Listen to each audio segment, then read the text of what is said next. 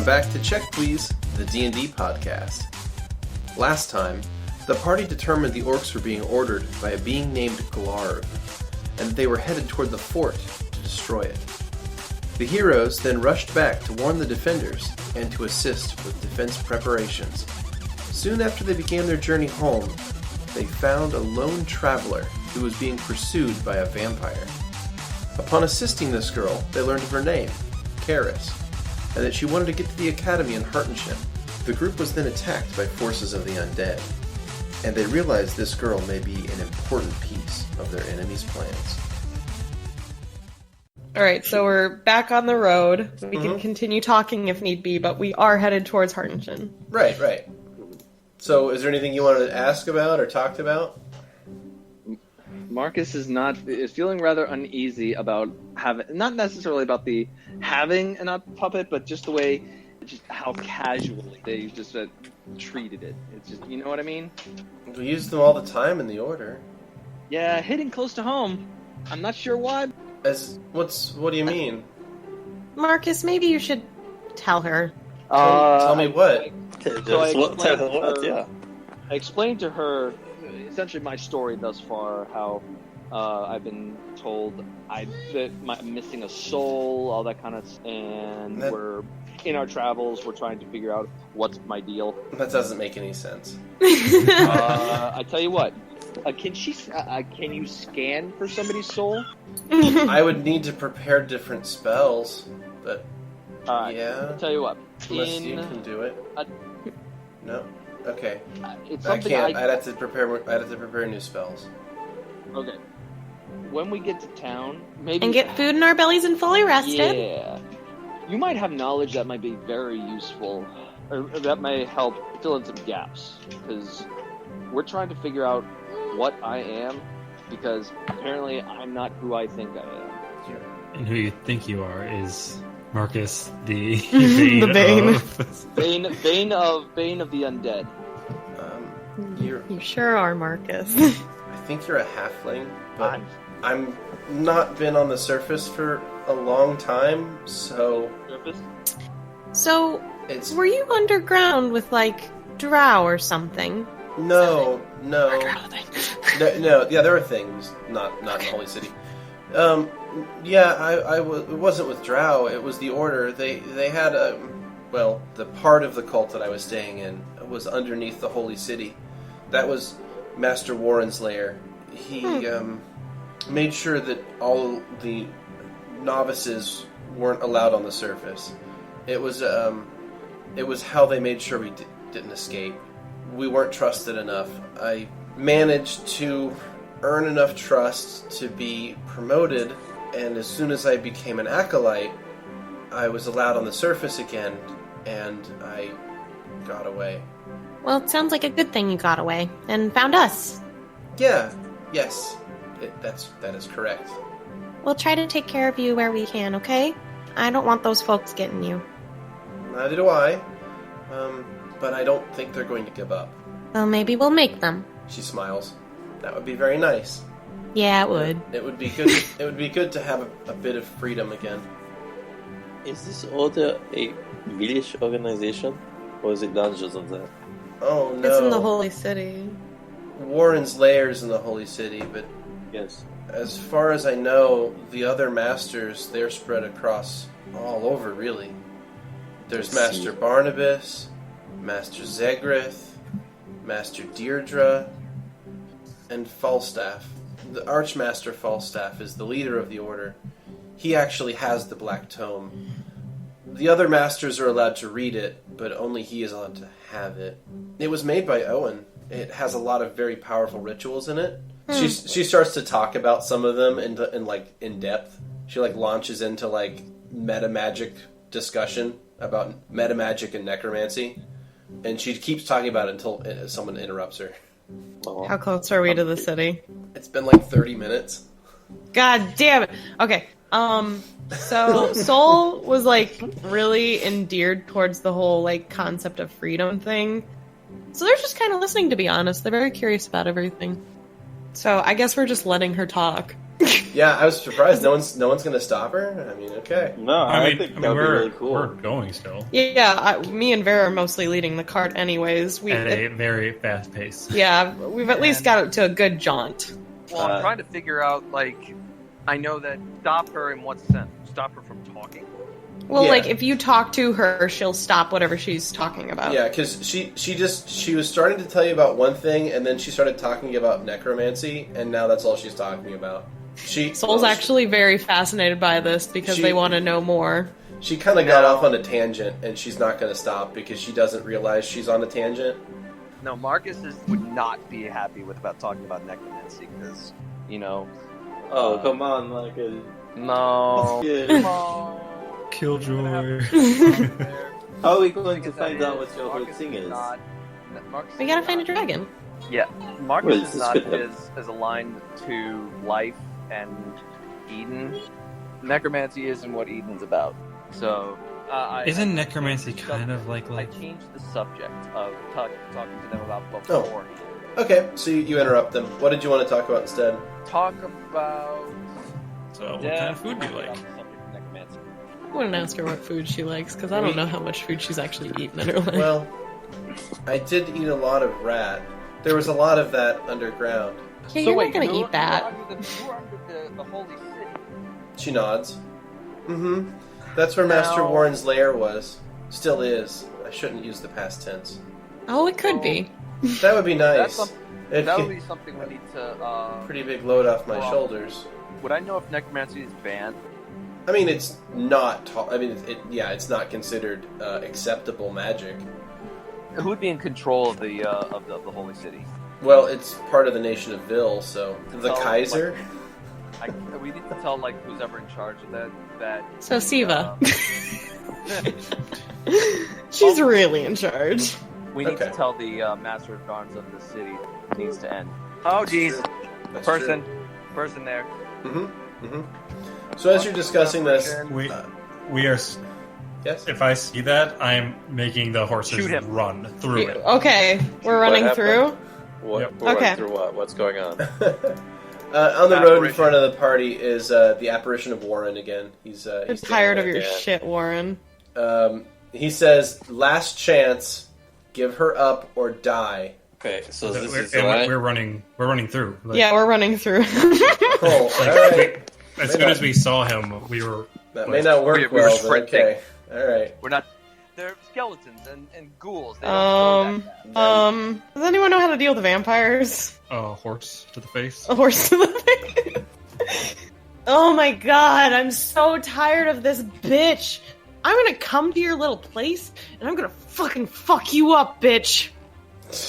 I'm sorry. You hear that, Warren? I'm gonna screw you over so hard. Thralls, kill them all. Bring me the girl. So tired of people. All right. So the vampire spawn get initiative first. Oh We are hell! doing Shouldn't another Markus combat. be in the cart currently? Yeah, So it should I'm be in the another cart. combat. Oh, you're in the cart. Yeah. Yeah. Me and Vera are on the outside of the cart. All right. So we'll put you there and there. Vampire spawn moves forward, and it's going to attack Soul. Okay. That's a miss. Second vampire spawn is going to move up, and third vampire spawn is going to move up. There. Skeleton. All right. Karis is going to be like, defend us. And it's going to hop out of the cart, go over here, and make a swing at vampire spawn. That is going to. Does it have to make a dexterity check? No. Okay. Vera, It's you're your up. turn, Vera. Let's see. Oh, I guess because I'm still just sitting because we're going through and stuff. I guess I'll. No, I don't think that's happening. What? No. No, I don't think so. The horses aren't war horses. But no one said that they stopped or anything. So. Beardy said it wasn't a good idea. Yeah, charging to him is just going to get you torn to shreds. You don't want to do that. They'll just get Right. they'll just Let's get see. attacks of routine against all of you, and it'd be nasty. I will Be very one-sided. feckin' familiar and put it on the 2 ghouls. All right, D6, 2 damage. 2. Okay, Markus, You know what Let's I go, want my to do. boy. You know Let's what I'm go, doing. my boy. you gonna channel? Yes. Target all the vampires, not Do you want- the skeletons. Okay, do You you have want to move forward, I think. Do you want to move forward? You're gonna hit all the vampires from me. Do you want to move forward enough to hit the ghouls as well? I don't want to get out of the cart. Okay. Vampires are swoopy. Okay, fair enough. In that case, I will roll this for you. Channel to damage the undead. Boom. Saving throws. Boom. Damage. Boom. Alright, you deal 2 damage to Vampire 1, 5 damage to Spawn 3, 2 damage to Spawn 2. Cool. So, 2, 5, and 2. Good. Ghouls Not are up. as good as the other one, but hopefully we can get through another round with no injury. Ghoul moves up. Ghoul bites the skeleton, hits it, and deals 5 damage, destroying the skeleton. Damn. Tits. Alright. Ghoul 2 moves up, attacks Vera. That's a miss. Lovette. You've got 3 vampire spawns and two ghouls attacking the party currently. I should be in the cart, correct? Where did you want to be in the cart? Well, I mean, it'd be more advantageous for me not to be, but it seems like I was. Alright, it's up to you. Alright. Can vampires be killed by snowballs? No, and also I think I need to pop another magic fang on Archibald, so I think I'm going to do that. I don't know how it's been like, although it's been like 30 minutes, right? Yeah, no, he still has it. Okay, then I will. It's an hour per level, right? Yeah, I think so. I was about to check. Well, then I will use another level 1 spell to give him mage armor. Okay. And I'll draw my crossbow, but I'm not going to leave the back of the cart. I'm just going to, like, peek around the corner. Okay. Mage armor has been applied to Archibald. Alright, Soul, you're up. Trick. Alright. What's better to kill first, a vampire or a ghoul? I mean, the vampires are weaker right now, because... I would take the vampire over the ghoul because they probably are they're a little more powerful. I would aim for the one that hit 5 on Beardy. Which one has the most damage on it? The one that's taken the most damage so far is Vampire Spawn 3. It's the one all the way on the side. Gotcha. Alright, I'm gonna move down past Vera. Okay. Oh, but I gotta do Inspire Courage. Okay. So Soul is just so done with this situation. Just like, fucking leave us alone! Ah! I'm gonna attack Vampire Spawn 3 with a 17. That is a miss. Ah, Cracker Jacks. Karis is going to step out of the cart, 5-foot step, and basically say to the Apparition of Warren that it's over. I'm not part of your property anymore. I'm not a part of your system. And she's going to cast an ability here. Okay. Each against the machine, Karis. Well, that's fun. Okay. Vampire Spawn 1. Some looks confused. Alright. You're up. Hummel. Let's see. Just like, can Hummel just go into 4? Like, I don't just know. a She straight took piece? like the worst one. Right? Karis really fucked that one up for you. Yeah, I'm gonna put it in the 4, I guess. Alright. Alright. Okay, roll a d6. You got it. Come on. Alright. So the damage does not affect the vampires at all, but it will hit the ghouls. Okay. 2 more damage to each. Alright, there you go. Okay, Archie. Alright. There's a lot going on that side. Oh, but there's Hummel over there. He'll go help out Hummel. Stand next to this one. Punch it. Punch it real good. Punch Hard. it, Archie. Alright, give it a punch. A punch on that scrunch. Welcome! 25. 25 is a hit. Go ahead and roll damage. Nice. Boom. It's an 8. Now, one thing you notice is the damage is much less than it should otherwise be. It appears to be resisting the damage you're dealing. Like, you're not... Is it... Well, the attacks are magical because of Magic Fang. Does that change that resistance? It is the only reason you're doing any damage. Yes. Okay. But, yeah, for some reason it is partially resisting your damage. You're not using the correct damage type to hurt it. But you deal 3 damage to the vampire spawn. What are vampires weak against? Garlic. Energy. Knowledge, Light. religion, please. Okay. These are vampire spawn anyway. Otherwise they wouldn't even be out here. That was a 22. 22. You know that vampires and their the vampires and their spawn are weak to magic weapons, but they also have to be silver, and they're also holy water, sunlight, things like that. But the vampire spawn are less affected by sunlight. It's the daytime, right? Yeah, it's daytime. Okay. They're less affected by sunlight than true vampires. So they're Okay. taking penalties for being out here. But not much. I'm guessing none of us have silver to hit them with. You I know. might. Let me see if my whole. One stand by. You grab a handful of silver coins and throw them at them. Yeah! Well, you're not wrong. Alright. Vampire Spawn 1 is going to turn and start pummeling a ghoul. What? They start fighting each other? Well, our lovely maiden is controlling one of the vampires. Oh, okay.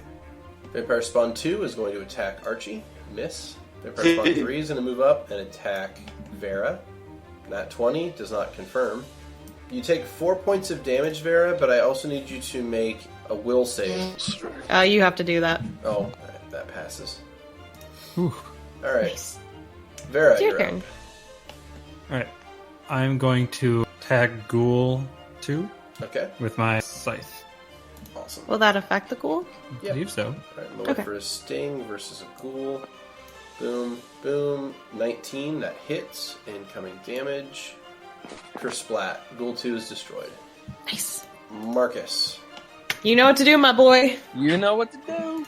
You know what to do. Alright, targeting all enemies. Except for the one that the vampire that is helping. Okay.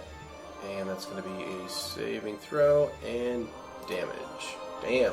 Nicely done. Okay. Vampire 2 failed its save and takes 11 damage. Vampire 3 saves and takes 5 damage. Ghoul 1 fails a save and is destroyed. Ghoul 1's down, and you're down to 2 vampire spawns there.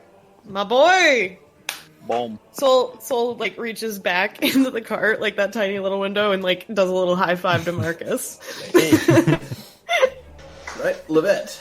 Alright, I'm gonna go over here. And what? Do I take penalties for shooting into combat? I do, don't I? Yeah, -4. Okay, well, for the time being, I will just use my last level 1 spell and give myself Mage Armor as well. You give yourself mage armor. And that's it. Alright, Soul. My turn. All right. I guess I'll move down a smidge, and I'll try to hit this vampire. Vampire Spawn 3, and I don't think I hit that because that was only a 14. A 14 is going to miss. Yeah. This is why I'm not made for combat. This is why I didn't want to stay.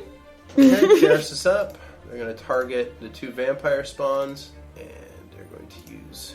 I'm very concerned about this woman. Okay, Channel Undead.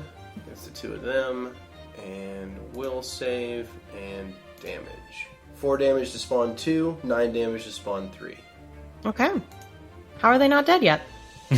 What's Hummel gonna Man. do? Oh!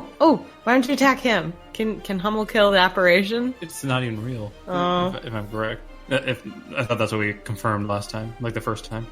Hmm.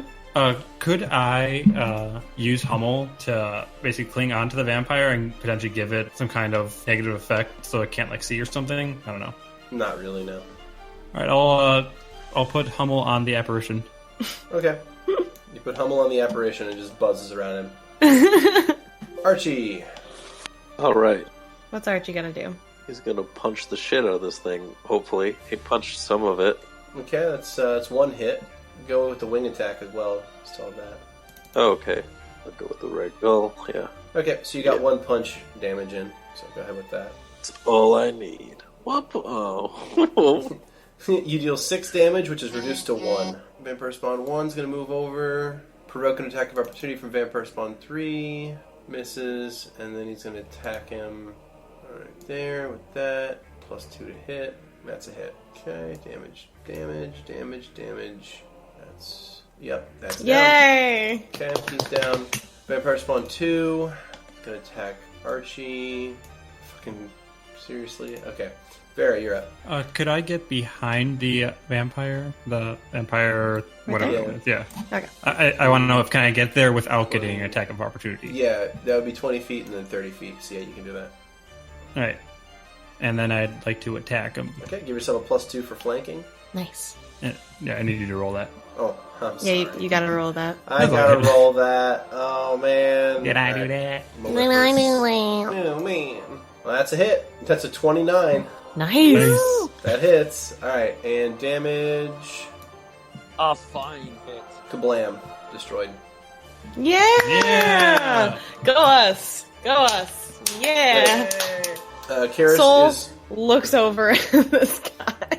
Karis has the vampire spawn walk up to her, and then she's going to lay a hand on its chest and cause it to burst into flames. Aw, poor thing. Soul Wait. pats Marcus's That's head. cool. Beardy. Mm-hmm. Do vampires work like in classic lore for us, or is it different for this? Semi-classic lore. Why? What specifically do you want to know? Was that person alive? Because I feel like You I'd could. be having a problem. You could ask. You could ask. I thought you had a problem with undead. Yeah. Oh, I have a problem if it could have been saved, is the question. Like, if it could have been released from being a vampire. She's gonna tell you it doesn't have a soul. Oh no, vampires have souls. Oh, they do? I have a She problem nods. with that. Yes, they very much have souls. That's why they shouldn't be allowed to exist. Oh dear. Anyways. I can explain if anyone's curious. I'm Maybe. curious. Is the operation going? Okay. Yeah, I I do have know. a minor problem with killing things that still have a soul and can be saved. What was an evil thing? Yeah, what if it was evil? Everything can be saved. That's sort of a naive way to look at things, isn't it? No, it's just a positive way of looking at things.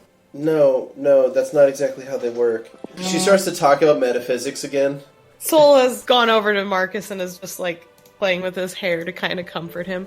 Listen to her. She tries to explain that that free-willed undead are the most dangerous things because they don't have to.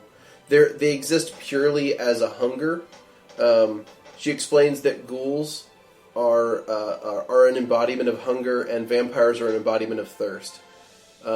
While they still have a soul, they're driven by a single-minded purpose to feed upon the living. So they have no right to exist. But could they have been? Could that vampire thrall have been cured of its vampiric nature? No. The only way to cure it is to destroy it. According to you, yes. Is there any other? I think you'd have to roll something knowledge. for your own knowledge. Yeah. What knowledge roll would that be? Beardy? Knowledge religion. Let me roll that. That is So I got a nat 20. That is a 28 for Soul. Soul, you have never heard of like a cure for vampirism before. Like you've heard of lots of ways to kill vampires. Lots of things that people say harm them. Some of them more effective than others.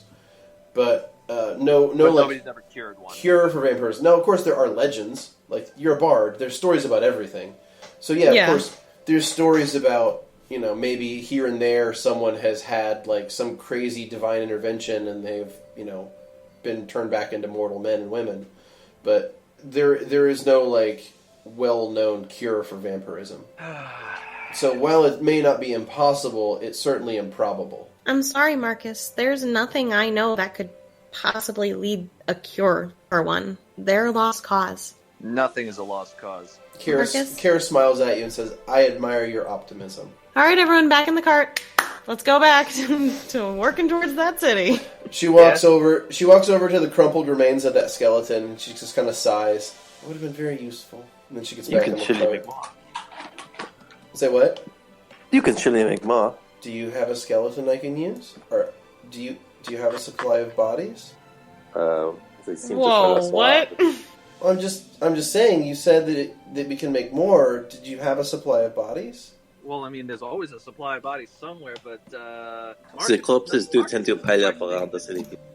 Marcus, Very not well. second thoughts. I feel a little bit exposed when I don't have a protector. Would you have 5 protectors this time? I suppose, but I mean, how many of you are? You're not expendable, though. Do you understand? You all have intrinsic well, value. I have expendable protectors as well. The undead, they are much like machines, and Beardy. I have much knowledge in the way of machines. This person's like, I can't tell what's wrong. Something's wrong here. Well, she was tortured for You a can't really tell long us. time to think certain things, so... Also, the whole us thing. Yeah, pretty sure her sister's connected to her somehow. I'm pretty sure. There's 2 souls in one, I'm thinking. You guys continue on and need to camp for the night before you'll reach Hartenshin in the following morning. I thought we were morning. only 30 minutes away. No, you'd only No, be we had traveling only for- traveled 30 minutes. Yeah. Okay, So I do not like the idea of being stationary at night. so who's taking watch that night? I probably will, Okay, make since a I only need 4 hours of meditation. Okay, make a perception check for me, please. Oh, God. That is a 24. 24. Okay. You hear hushed speaking in the middle of the night. Can I tell who's speaking? Yes. Do you want to make a stealth check and try to sneak up on the sound? Yep. Okay.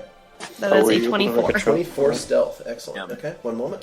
You hear a hushed voice, and you sneak over to see what it is without them knowing. And you see Karis has gotten out of her sleeping bag, and she is at the edge of the camp, like sitting facing away from the campfire, and she's talking, seemingly to no one. She's speaking into the air. I'm gonna listen to what she's saying. Okay, it goes a little something like this. Well, I think they can be trusted, but look, it's not okay.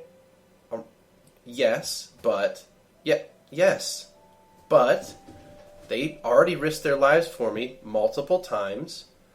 I don't think that's the best course of action. Okay? Look, I understand your point, but it's not right. We have... Okay. You don't need to yell. Really? You're going to bring that up now? Look, I think it's different now, alright? We're on the surface. We're away from the order. Things can be different up here. Alright. Okay. Thank you. Yeah, yes, I love you too. Okay. No, you hang up first. Soul tries to go back a little bit and then makes a more obvious, like, I'm slightly farther away noise so that she knows I'm here, but not close enough to where she'd think I was listening. Okay, so alright. In that case, she stands up and kind of like brushes her dress off and turns around. Oh. Hello, darling. Hi. It's a lovely night, isn't it? I think it could be better. Is everything okay? Was the campfire too warm? A little bit, yeah. I needed a bit of fresh air, that's all. Understandable.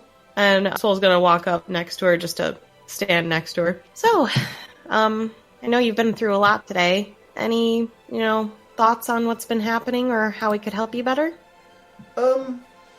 Well, I was just... I know that the Order, they're going to keep following me until Warren is killed. I know he'll never let go. He's obsessive. I have a favor to ask. Uh-huh. Do you mind if I kill him?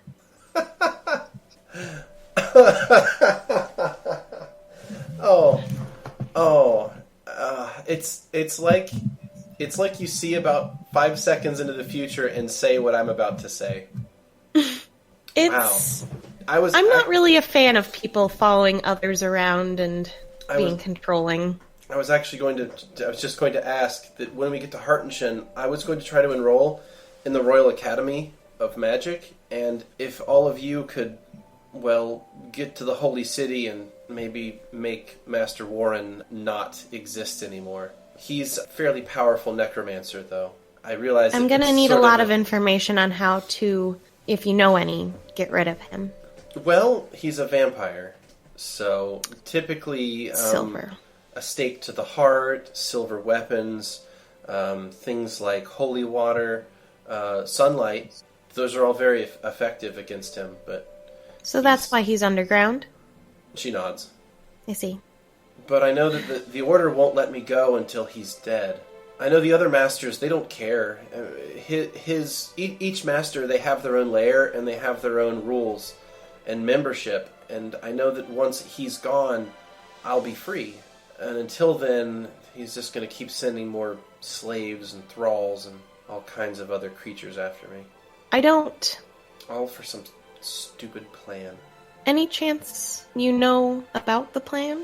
I would love to hear more. I don't know much detail. I know that it's part of a ritual that's in the book. It's in the Black Tome, and he read it, and he says that it's the key to something. It had to either be me or my sister, and we were both tested. She kind of trails off. See. And I can't ever forgive him. He needs to die. All right. For my sister. You got it. I'll do what I can. I want to destroy this person. She kind of blinks back a tear. Thank you. You're welcome. Now, how much do you need to enroll into wizard school? I mean, I figure I would just show up and maybe show off some of the things I've learned already, and maybe wow my way into the studies. I'm not really sure. I don't exactly have much gold, but I think that they'll want to teach me if I show them that I know as much as I do. All right. Well, if you need any other assistance to get in, I'll take care of that. Okay? Thank you. Now, shouldn't you be going to bed and getting some proper rest? I know it's not a proper bed yet, but I would like to get you there eventually. With some good food, warm bed. I want to take care of you. She nods and walks back over to the campfire. Oh, and by the way, just be careful around people. I know you have a lot of opinions on undead things. Markus is going through some troubles, and I would appreciate it if you didn't talk about that in front of him. Oh, I had questions about that, but I wasn't sure what I could ask him. Can you ask me? What's going on with him? Well, I know that sometimes clerics can get kind of touchy about undead if they don't understand them properly. But I've never seen someone he be might upset be relating to them. He's not undead. I can tell. No, but he's been told that... Right. He said something about not having a soul, but that's impossible. Yeah, I think he has one. I just think it's the wrong one. Odd. That would make him... I think I need to go to bed now. All right. We'll see you in the morning, okay? Okay. Night. Don't make you what? I said good night. She gets back in her sleeping bag and tries to sleep. The rest of the night passes with no incident. Moving time forward one day, it is now the 14th. Boom. It is now Sunday the 14th of October, year 762. You guys are able to get to Hartenshin. I take off my ring right before we go in. You pry the engagement ring off your finger, and as it leaves your hand, you can see basically what amounts to the energy buildup of a spell being released. Okay.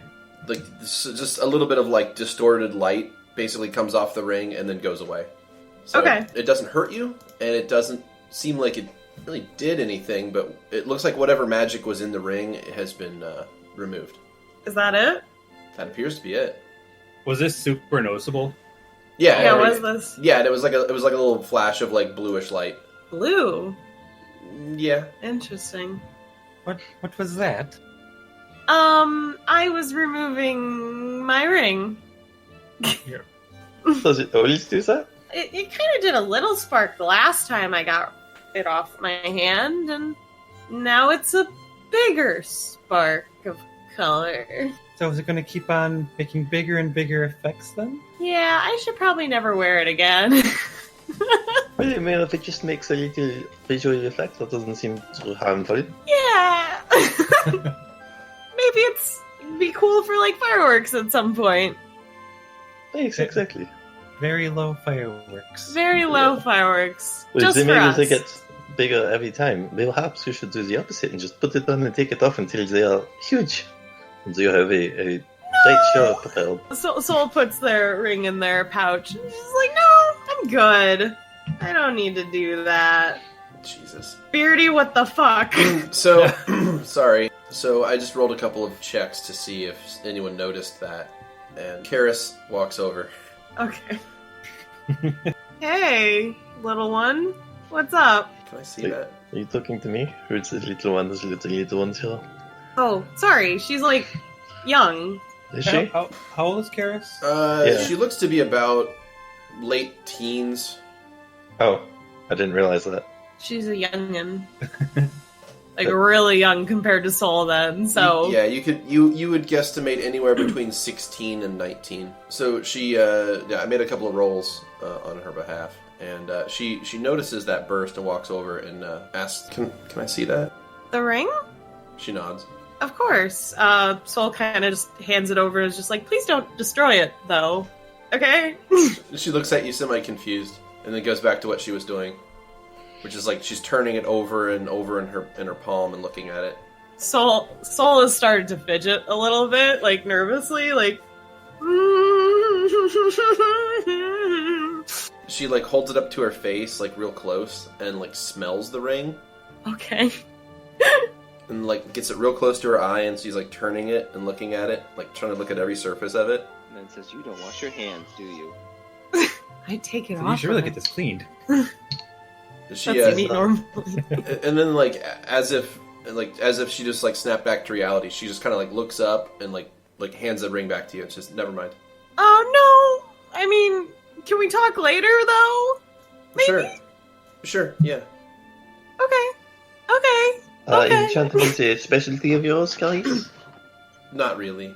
Oh, you seem very investigative. I thought I saw something that I didn't. Oh, I'm sorry. No, maybe you should say what that is. Like, just in case. Like, just maybe we're saying, like, what if you did see the thing? What did you see? It looked like it looked like a dissipated spell. And if I thought I saw what I thought I saw, it looked like some sort of teleportation spell. Oh, so this thing does more than effects. We can use it to teleport. Soul is fidgeting. Oh no. So bad. No. No. No? No. I doubt that. No, it's nullified now. Oh. Mm-hmm. She nods. It looks like it's just a normal ring. It doesn't even taste right. What is it supposed to taste like? Yeah, what is it supposed to taste like? No, that was on someone's hand. Let's back up here. Don't put it in your mouth. Don't put it in your mouth. I gotta tell that to my kid. Don't tell that. Hey, cooks prepare things with their hands. Yeah, I don't know what that was, but I don't think it's gonna happen No. ever again.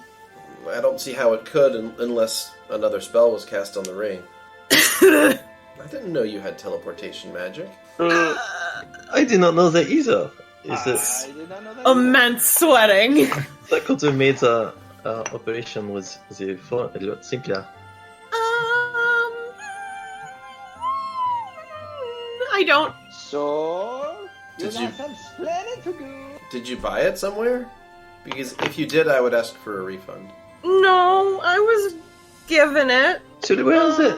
Flame ring. Is that the It's on my left finger. It's Oh. on my left ring finger. Yeah, I put the flame ring there. That's not how I remember, but I took off my old engagement ring right. and put the fire ring where it was.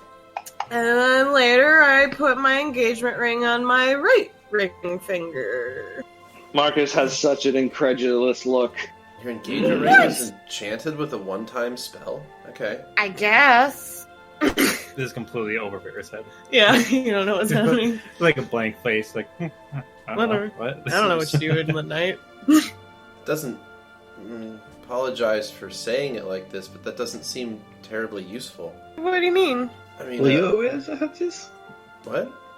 If you're not aware that you had this spell on there, you could have bargained a discount. Or I mean, it was given to me because it was By my engagement.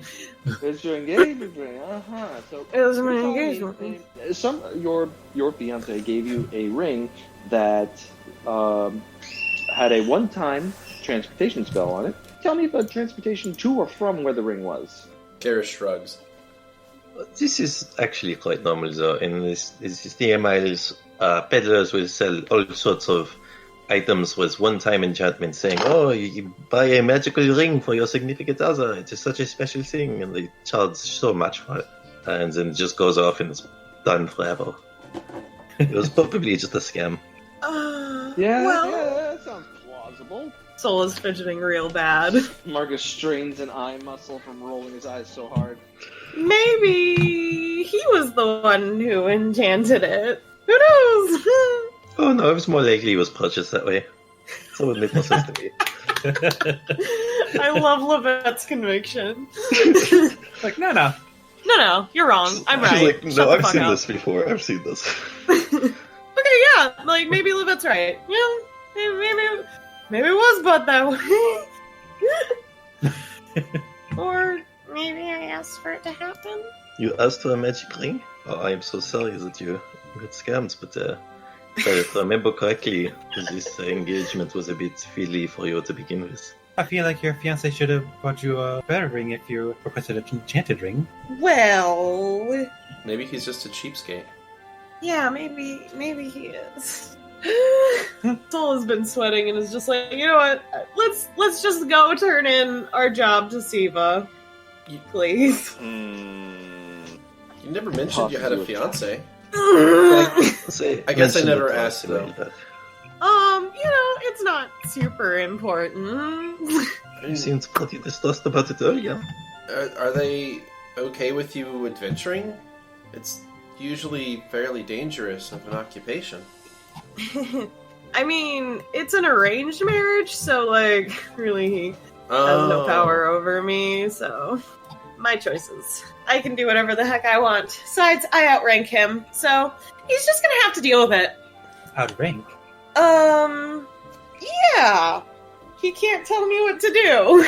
I mean, that's true. Well, he is a really hard worker. I mean, he kind of grew up in the slums of my village. He worked his way up a lot to get where he wanted to be. It's actually really admirable sometimes. He's certainly a different story than last time. Well, Yeah. I mean, it's an arranged marriage, and it's very complicated. And if I remember correctly, you said that he was an elf with silver hair? Yeah? Okay, Carius, you don't have to worry, we're never ever going to see this person. Huh? I have made sure of that already. Well, why would she be worried if she met him? I don't know, just because the adventuring things that she was commenting on. They can aforementioned concern. I'm a capable adult. I'm not. I can do whatever I want. Okay, I was not questioning that. I don't know. It's a complicated relationship. We were really close when we were really little. And then things got weird as I got older. Sometimes people aren't what you expect them to be. Mm-hmm. Huh. Maybe you're right. Yeah. Well, let's go drop this mission off to Siva. Let's do that. Everyone ready? Right. On our way. All right, so we're heading to Siva's place. Okay, so the party and then- arrives at Hartenshin, and you guys are at the Visgate on the west side of town. Woo! So you're pretty close to the Heartstring Tap Room. Where's the wizard school in here? anyways? Karis thanks you all for getting her here and says that she's going to go ahead and go to the Academy of the Arcane Arts, which is right there. I'll go ahead and circle it for the first time so y'all see it. Are you sure you want to go there alone? Well, I think that if I can talk to the people there, I can probably charm my way in. Show them a few things I've learned. I believe that because you're very talented, but hypothetical. What if they do not let you in? Do you have a backup plan? I mean, I not really. Okay. And if We'll take care of that, dear. Warren's still after me, so Yes, we have some somewhat powerful friends of our own. We'll take care of it. We will take care of you. where are you all going? I don't The know tap if we room. should be saying. Okay, well. Okay, Karis asks for directions to it. The tap room? Yeah, the Heartstring Tap Room. So looks at Lovette to like make sure it's okay first. Wait, it's too late now. Let's go for it. Okay. And then like I take out a map and I like point to like the streets and I'm like, and don't go into this one because sometimes people are like, give us some money. Hey, man, give me the money. Thanks, Vera. If they do that, then you maybe should mention Sol's names, or that may get you out of trouble. She thanks you all for your help. Kind of looks a little uncomfortable for a second, as if she's like mentally debating something, and then walks away. All right, so Karis heads down the street toward the Academy. Wait. Okay. Are you sure there's nothing you want to say to me at all before you go? She kind of looks confused. What do you mean? Thank you for helping me. No, you don't have to thank us. Golden rule there. It always says please and thank yous. Duh. You just looked like you wanted to say something for a second, and I just want to make sure, maybe, just in case, so you get it off your chest, so you never regret things. No thanks. I'll see y'all around. Okay, bye. Are you sure you'll be fine going off alone with Warren after you? In the middle of the city, I think I'll be okay. Especially, now that you've all sort of, maybe scared him off for a little while. Okay. We up at the skelly. Do you know message?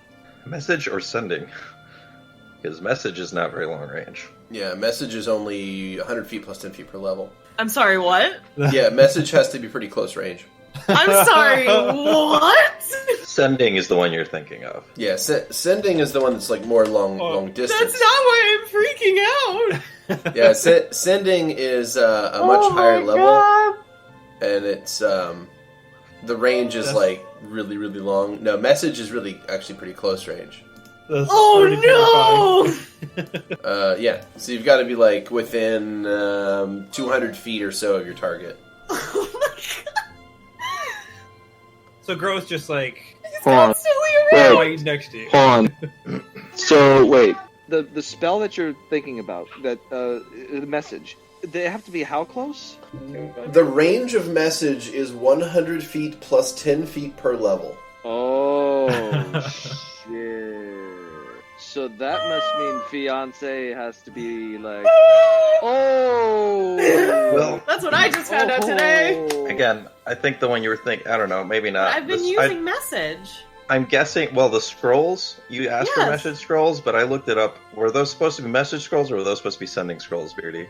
This probably should have been sending scrolls. Yeah, because Okay. there would be no need to have message as a scroll, because it's a Yeah. cantrip, and you'll Yeah. be able to learn it pretty easily and do it whenever you want. Yeah, those are meant to be longer range communication spells. That's a cantrip? I didn't Yeah, know. message is a I didn't cantrip, see yeah. it on my list. Message is a cantrip, yeah. I have it, I can do it whenever. Wait, I don't think I can. It's not on the Druid spell list, at least.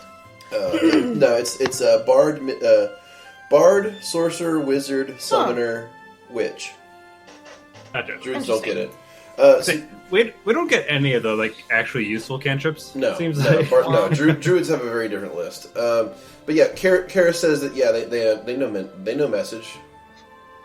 Well, if you are having an issue, just send me a message and I'll come running, okay? She looks somewhat confused and then says, "Of course, yeah. I'll see you all around, okay?" You got it. Be safe. She waves one more time and then continues walking down a side street. I hope she doesn't explode anything. She is so cute. She's really cute. Such a small little one. I've never met someone so young. Well, a human, that is. Or gotten to know? Yeah, gotten to know. I was gonna say this is probably a Yeah, I few know children. we've probably come across them. I don't know. None of them Oh really yes, talk those to me, little though. ones running around the city, most of those are not halflings, those are actually little humans. Oh, that.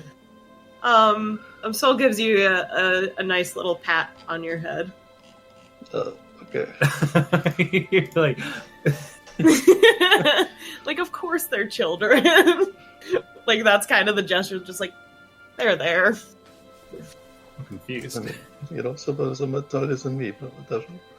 I mean, Sol didn't say anything, they just gave you a pat on your head. Alright, let's go see Siva! Woo! Alrighty. We go to Siva. Okay, so the party travels throughout the town, takes a road there to the north, and eventually gets to the Heartstring Tap Room. Alright. Tap room. Hey Beardy, Yo. would we would? Second. There we go. Nope. We. Does he need to go to the bathroom? No. Here comes the ambulance. Oh, dude. We are in a city. Woo! Yeah, it's just an emergency cart running. Yeah, I'm sure you repeating it will definitely stop the kids from saying it. Be ready for that to come back this session. I'm totally gonna find a time to make that a thing. First time somebody takes a shit ton of damage, here comes the ambulance. Wheel. Anyway, would news have reached the town about that we built its defenses? Would news have? Probably not yet. No. Okay. I'm really hopeful. I'm really rooting for them. That's unfortunate. This is Dragon Age. This is so Dragon Agey. Like, I'm like, I know. Oh yeah, I No, know we they're would've- dead. I know they're all dead. Everyone was slaughtered, man, woman, and child. Everyone's dead. But they were stopped. And we weren't. We weren't killed. So, Man. everything is Is beef. fine. I'm in the tap room. I'm walking towards... Of the I bar was counter. questioning why Hummel had to come in swarm form. Sorry, I just threw it on the map because it was in the It's just contract. easy to have him exist. There's just a shit ton of bees following us around. You have to do that though? Like, people think it's like that pig pen from, like... from Peanuts. Just, like, my God. all those, like, fucking fleas flying Don't off talk of him. about fucking Fucking peanuts. pig pen. It's gross. People think we're gross. I mean, you're probably gross because you don't take enough showers. Whoa. Yeah, you probably are like Pigpen, plus bees. Plus bees. Mhm. Also, I assume that Markus and I have at least partially washed off in Some of those the 2 orcs, days from our battle with the orcs. I would hope so. But I don't know. That's up to your choice for Vera. I'd assume so. It would be annoying working on defenses with a bunch of intestines on your shoulders. So, are there ever, like, bartenders at this tavern, or is it normally empty? Oh In no, no, pork. sorry. Yeah, the tavern has people in it. I'm just not gonna. Oh, okay. No, stocking it full Yeah, of no NPCs would be ridiculous. Let me see if I. There's a bunch of people in the tavern as normal. So a bunch of folks at the table. There's somebody on the stage like performing some general music. There's Is a it couple. bustling? No, you wouldn't call it bustling in here. It seems like it's a pretty normal day. There's a couple bartenders behind the bar, you know, serving drinks, and there's also some. The bartender looks up. Yes. I was wondering if Siva was in today. Here, currently. Yes.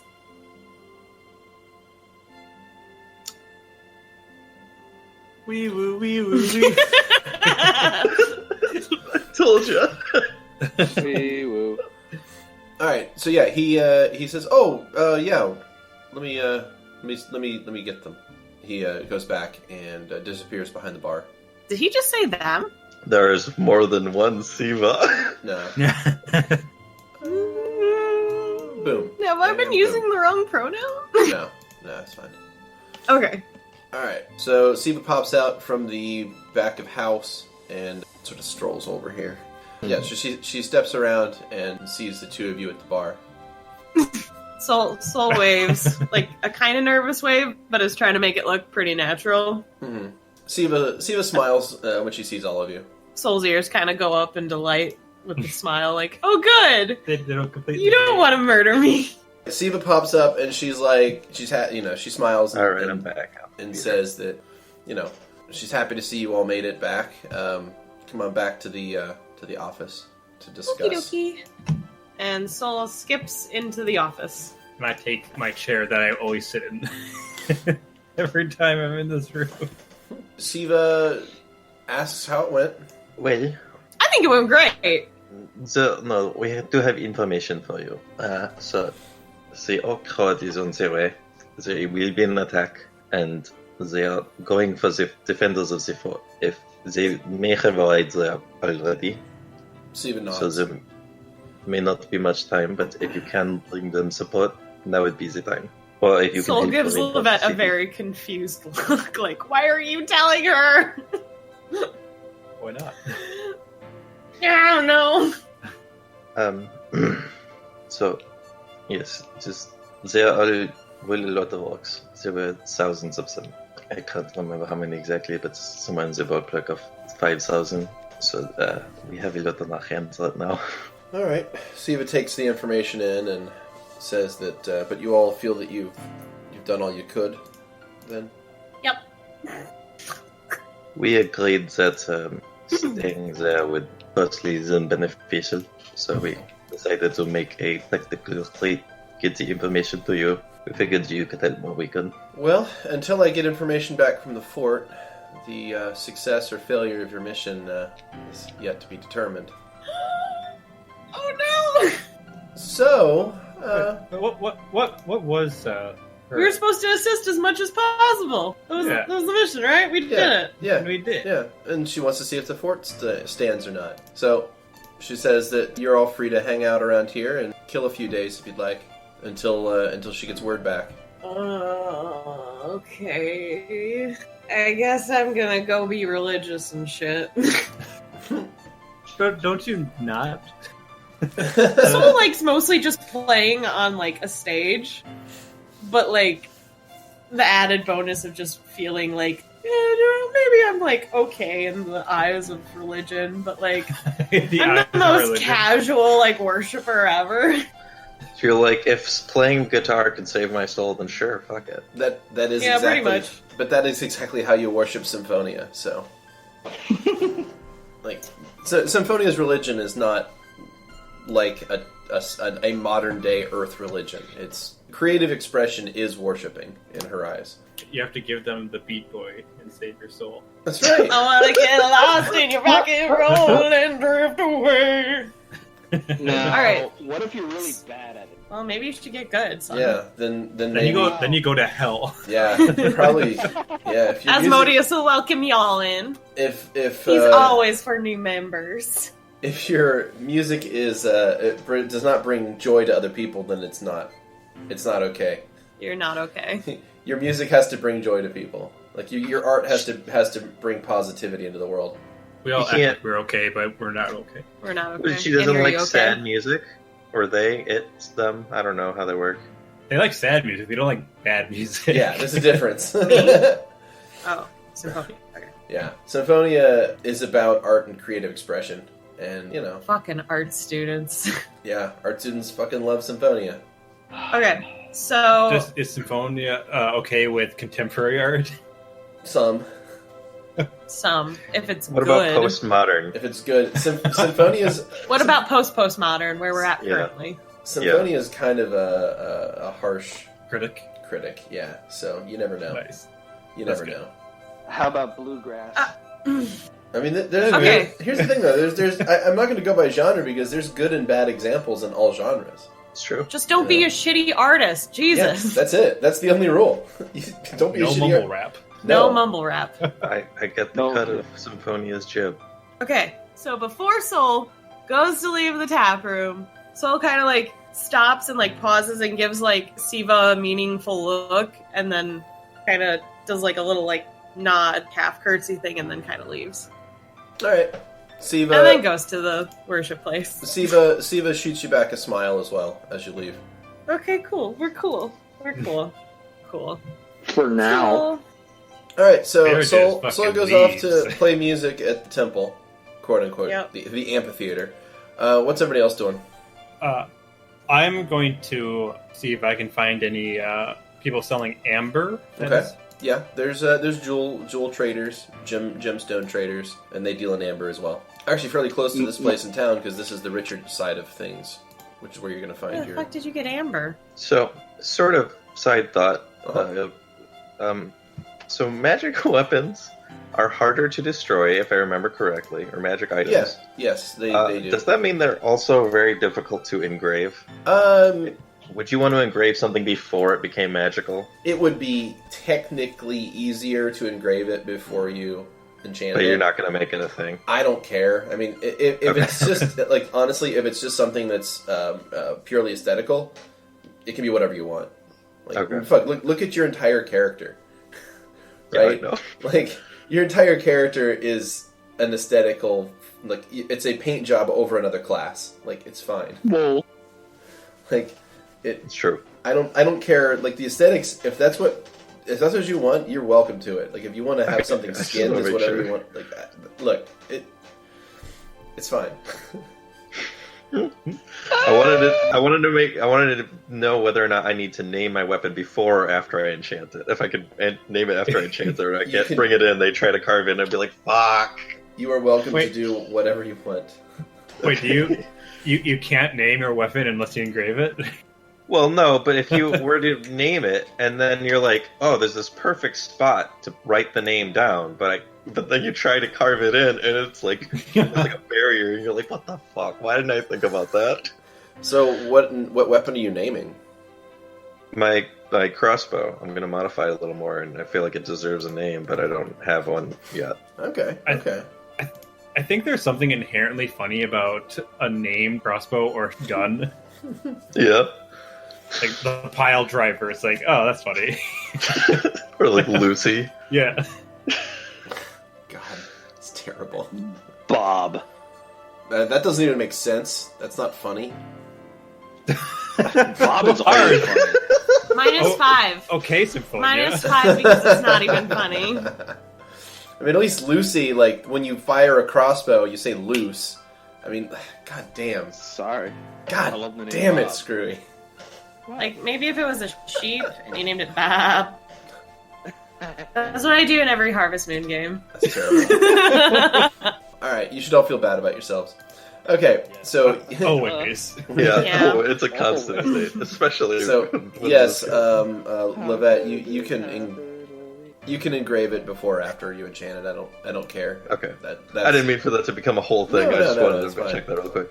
No, I'm I'm not not going to do that concerned. just yet. Markus goes back to the temple, Uh-huh. contemplates his Excellent. quote-unquote existence. How does Nice. Marcus feel in the temple? So Markus, as you're traveling through the town, you again feel that kind of like uplifting, positive feeling of like, it's difficult to describe. You just kind of feel more there. You feel more like in the moment. You feel more present when you're in a place with a lot of people around. So you just kind of feel energized. Ah, there's a hint in there, and I'm just not seeing it. There's a clue, and I'm just oblivious to it. It's fine. It's all good. What's Vera doing? Oh no, buying an amber. Okay. So Yeah. all right, cool. So you all part ways for temporarily and go about your business that day. So you guys all spend the day going about your business. So I think the only thing One question, Beardy. yes. I had a thought. Is the sense of positivity, is Yes. it a leech kind of the feeling? Like it grows and grows over time? Or like it feels like You Marcus just sort of is leeching? feel more, more there, more present. You feel more energized when you're in a city, when there's like a hustle bustle of activity around you. It's sort of infectious for you. You're kind of like, man, you just feel good being around that many people. That's all. There's so much that I'm missing. it. Oh, my sweet summer child. Okay, so nothing happens other than Marcus's thing in any of our other Yeah. doing shit? Yeah, so I was gonna go down the line real quick. So, Vera, how much amber did you want to purchase? I'd say at least like 1,000 something gold worth of. Okay, Yeah. because a like equivalent like a +1 bonus on a weapon. Which what kind of weapon do you have currently? I have a medium sight. Is it magical in any way? It is like because it typically when there's enough followers, I can communicate with Molifera directly with it. Okay, but as far as like combat bonuses. But no, it does not have any combat Okay. bonus at all. Okay, that's fine. So on the that would be about 2,000 gold then. All right, yeah, I'll get 2,000 gold worth of amber. So Vera will be like looking around and like is very selective about the ambers. It's Oh no, like, they have to be perfect. What does it Yeah. look like? What? Tell me about the amber you pick. Oh no, because there's probably a bunch of them. Mm-hmm. I assume probably maybe like 5 separate ambers, Okay. and they have to be either perfectly like flattened on like for sides or completely smooth, like perfect. Okay. You know, so when you all say I'm hearing- completely flattened for sides, so it'd like be like- one side is flat and then it's Yeah, curved? they've been cut and polished. They're beautiful. Okay, So you buy amber gems equaling 2,000 gold pieces. yay! I have so little. You're so money. poor now. Just like a druid should be. It's true.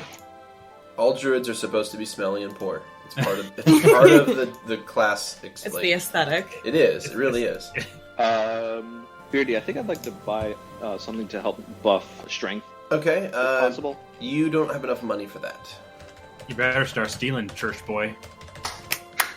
Yeah. From the church. So Can that be the title of this episode? You better start sealing church boy. Yeah. Yes. Either that or wee. Oh no, yeah, the title's wheel. And we have to kind of buy silver whenever we get paid from our last mission.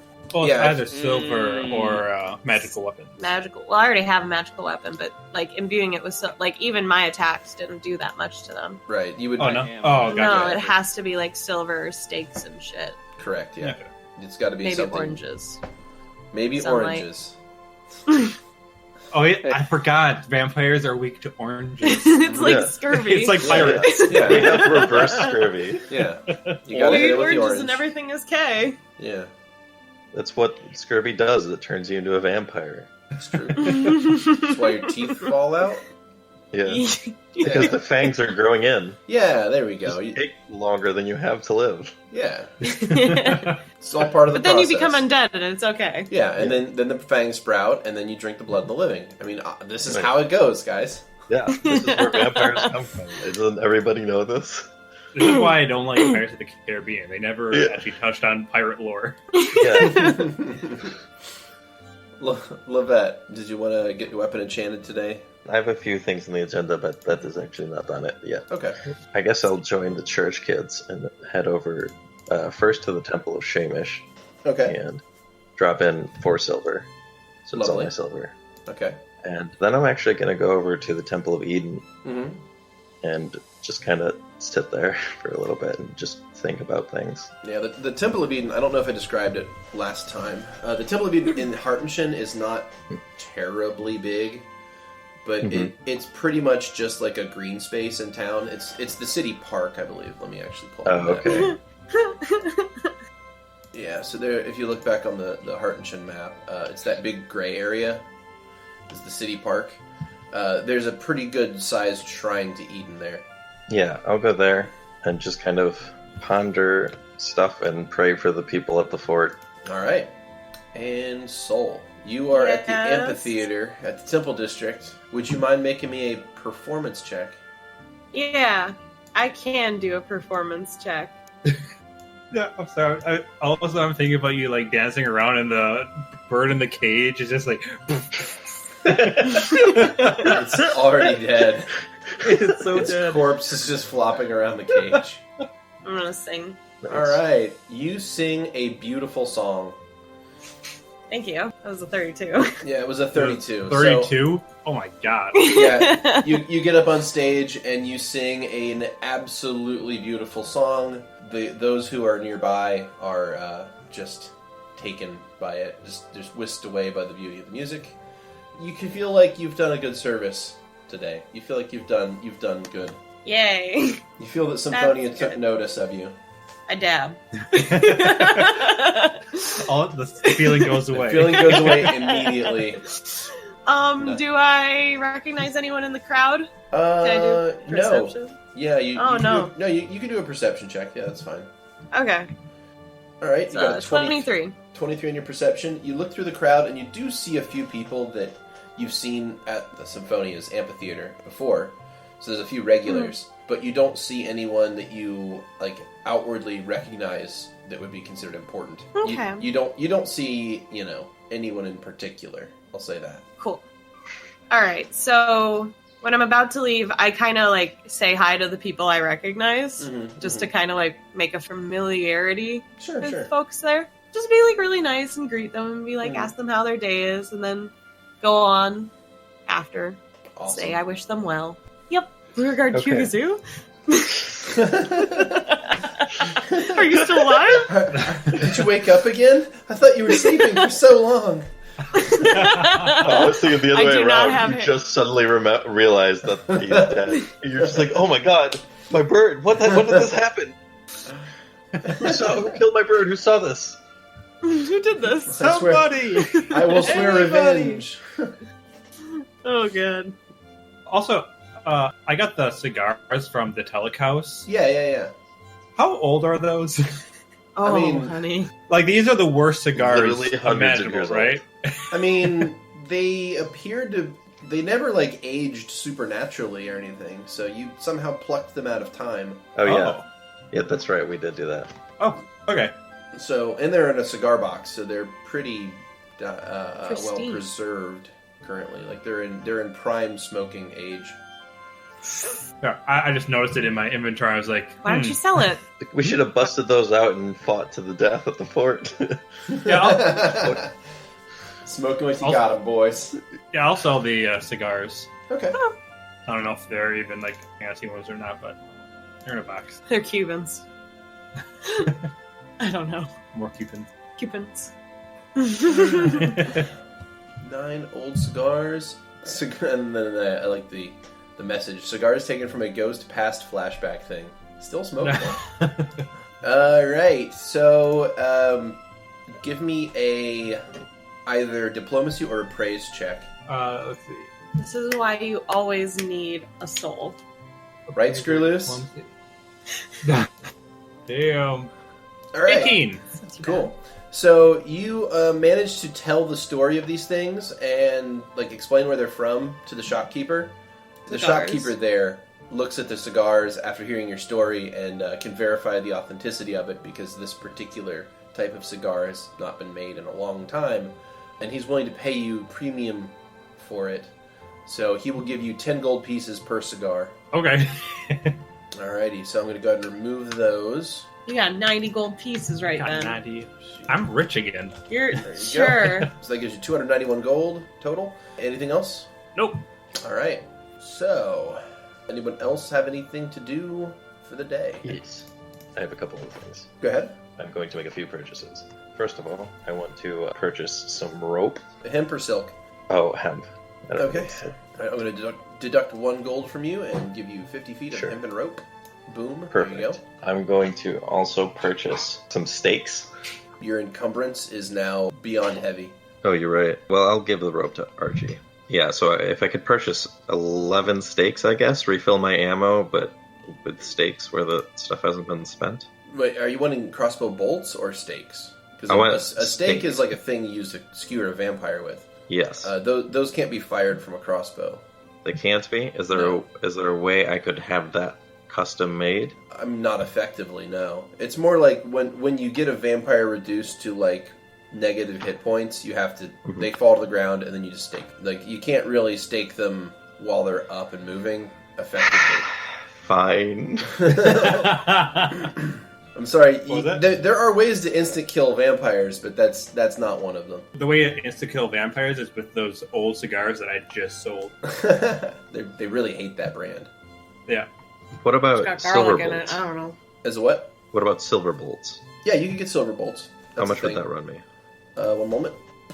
Basically, they would cost you about a gold per bolt. I'll take 10 of them to make life simpler. So yeah, I wanted to go to one of those blacksmiths that I hired before Okay. and basically make that order that I decided not to last time for the parts to upgrade my crossbow into a heavy repeating crossbow. Okay. Now remember, you are still going to need to get the proficiency to use that correctly. Yes, I know. That's what I'll do whenever we level up. Okay. 350? Alright. Yeah, to turn it from a heavy crossbow to a heavy repeating crossbow. Yeah, I'm down for that. Beardy, would I notice like the pattern every time I come to the city? Have we done it enough times that I might notice a pattern? Oh, absolutely, yeah. Would that be should I go to the doctor? Should I go to the doctor? I mean, I don't think they have doctors. I don't even think they don't have WebMD. But I feel like that's something I should go ask somebody about. Haven't you asked a few people and they're like, "Oh man, you fucked No. up, bro." No, I've never specifically asked them. Well, I feel better because when X. Time to stop by Hildy. Hildy, you're still fucked up. Tell us what's wrong. Would there be somebody in town that I could go see that might have some information on that aspect? I mean, no one that comes to mind, no. Like, you don't know anybody in town that would be an expert at this. Now, you could, of course, you could go to the library. You could like do some research if you really wanted to, and try to like figure out if your condition Why don't I do that? has any like Gnome. written. Yeah. Let's do that, because if I've noticed it after coming and going so many times, I feel like, you know what? Let's do more research. Okay. All right. Can we say that Soul probably after the performance went to find Markus and is following him to the library? If that's okay with you, Skrewy. If not, Well, of course. fuck off. I mean, if you're Okay. if you're following me, I wouldn't notice you until like yeah, just because it's keeping an eye time- on you. time to do research. All right. Cool. So you guys go over to the library and do some research. Let's see. So for Lovette, did you want to go ahead and buy that 350 gold worth of stuff? Yeah, in fact, I already subtracted Already it from subtracted my it? Okay. gold. Do you want me to remove the heavy crossbow and replace it with the heavy repeating crossbow? How long will it take for me to build it? Not long at all. Okay, then yeah, sure. Okay. Also, the money from last session was put into my character, correct? Yes. Okay. We all have. You guys haven't been. You haven't been paid for the Oh yeah, I know. most recent I just mission wanted, yet. just because since I wasn't on the program at the time, I wanted to make sure. Okay, so Markus is going to be looking up about, like, what the hell is happening with him. Mm-hmm. I want to look up the Polyhymnia name and see if I can find any information, perhaps on my dad. I don't know. Okay. Would that be a knowledge history? Yeah, it would. Ooh, that's only a 20. Only it's Oh, it's only a 20. Man, level 4 is hard. Yeah, it's a 9 with an 11-point bonus to history. And actually, since you're using the library as a cross-referencing point, you're going to get a miscellaneous, like, +5 to that. So you got a 25 on there. You do find some information about your father. Polyhymnia is mentioned mostly because he's a diplomat. So his name pops up in a few different records. And he's, decently old for a creature. Like, I don't think I ever actually asked you. Is he middle-aged? Is it for an elf? Yeah, or is he probably. Still... Okay. Probably middle-aged. So he's somewhere probably in his 400s. Mm-hmm. He's been around. So his name pops up in a few history books here and there as being a diplomat to this country or that place. Or he was, integral in signing a particular treaty or negotiating some particular trade deal somewhere. So he's mentioned in places. You don't really find a whole lot of, like, detailed information about him, only that he was written as being an important figure in diplomacy for different countries. He seems to mostly make his way around the human nations down here. So let me pull up the bigger map so you know what I'm talking about. Yep. So on here, you see that he has signed treaties and negotiated places in Vil, which is where you guys are currently. Also in Parthenae, which is the nation to the west, which is currently circled. It's on the other side of the Red Plains. He's also signed treaties with Cidervale, which is the Fey nation that's nestled northeast of Parthenae. Also the human island nation of Daraham, which is north of Parthenae and northwest of Cidervale. Also the human nation of Burgos, which is to the southwest. I'll circle them as I go. I'm assuming you can see them or not. Mm-hmm. He's also negotiated treaties with the dwarves of the Iron Mountains, which are in that orange area there, as well as the humans of the nation of Sejun, which is down here to the southwest of the Iron Mountains, and even with the halflings of the Merry Valley. So he has gotten around. If you catch my drift. Jesus Christ, Dad. So it seems in his life he has he's been appointed to as a diplomat at one time or another to pretty much every other kingdom on this continent. The only places it looks like he's never gone has been the Kintao Empire to the east, or the Steam Isles. Well... So wait, he's been in the Merry Valley, so... interesting. Markus, if you turn out to be my sibling, I might kill you. I was thinking the same thing. Alright, Markus is a full-blooded halfling. Aww. But you can never really tell. I mean, what is a halfling, really? That's true. It's pretty gross. That's true, they're pretty gross. Oh my god. Are halflings small or just really far away? They're just always really far away.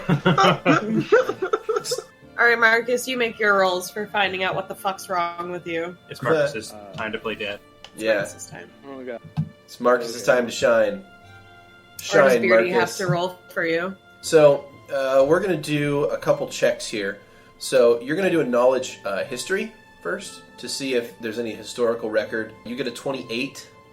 Woo! And you find no mention, at least of specific famous cases of a condition that matches yours. We're going to go ahead and make a knowledge religion check and a knowledge arcana check. And search as you might, the only things you find that have to deal with, like... name the clues to me that you've found that you're trying to cross-reference.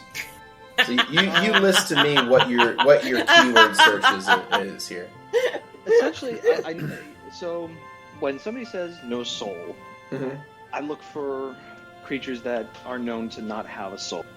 I look for creatures that are known to passively leech life force, I guess it would be. Okay, The closest okay. thing I could think about. And no dreaming. The fact that is there any malady or creatures that know not to have dreams? Interesting. Okay.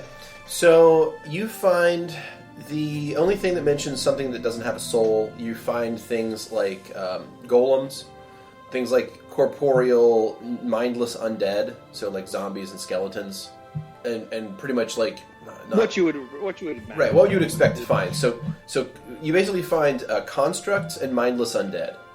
That's about the only thing you can find that are actually soulless automatons. Mm-hmm. Right. And even some of those constructs are actually animated by an elemental force. So even those would have some semblance of a soul. So you're sort of at a bit of a loss as to what that would be.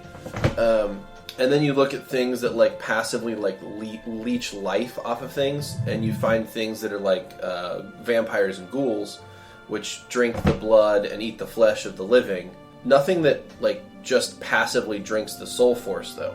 That's something different. Like you don't quite see that in there at least. So that's sort of strange. So yeah, you look and you find a lot of information about various creatures that match some point or some bit of the definition of what you're looking for, but nothing that matches, even two of those points, let alone all of them. So you and nothing about dreams, right? Oh, and nothing actually. You don't find anything about that because no one has ever done like a study to see if certain things dream or not. Like, there's never been like a sit down or like an interview with a vampire, for lack of a better term. So like nobody's ever like written down like the day in the life of a vampire or the day in the life of a ghoul to be like, hey, do you dream? Like it's never been recorded in a way that it's at least at the very least in this library, you find nothing of the sort. Markus is getting rather frustrated with this, not with the situation, but like just the lack of information. It's lack of information. Yeah, it's rough. Yeah, but I mean, there's a unifying clue that Markus is not seeing. No, that's true. Wow. There's a unifying clue that maybe you haven't seen, but maybe it's because it's different. It's something else. Or maybe we just gotta go talk to a giant golden dragon. Maybe you gotta talk to a giant golden dragon, and he'll be like, "Oh yeah, dude, brah. Let me level with you, brah." Markus would be, as much as he would find it funny, he'd be very irked if it's if he looks like Guy Fieri. Oh, Jesus. And talks like a dude, bro. Well, he'd look like a dragon Guy Fury, so not exactly. Dungeons and Dragons and Drive-ins and Drives. Someone made... Oh, see, now I'm going to have to put this on my Google search history. I think that exists. It does exist. Oh, yeah. It does exist. Oh, yeah. So Soul noticed that does. Markus is, like, looking upset and stuff, so Soul kind of goes over and, like, sits down beside him, kind of puts their arm around him, and just kind of, rubs his back a little, just gentle petting, and just like, it's okay, buddy, like, we'll figure it out. Just shh, it's okay. It's okay. Then you Markus pull out that B-book. Markus, I have one little question. Yes. You said you were married, in your past world.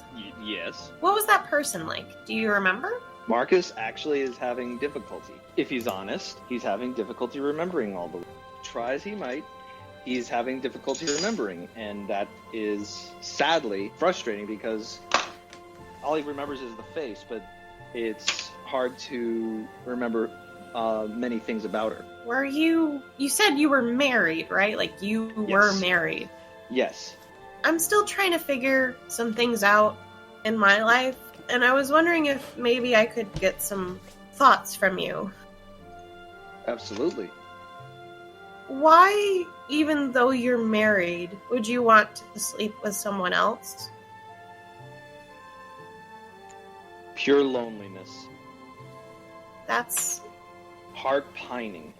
Being away for so long, you do stupid things.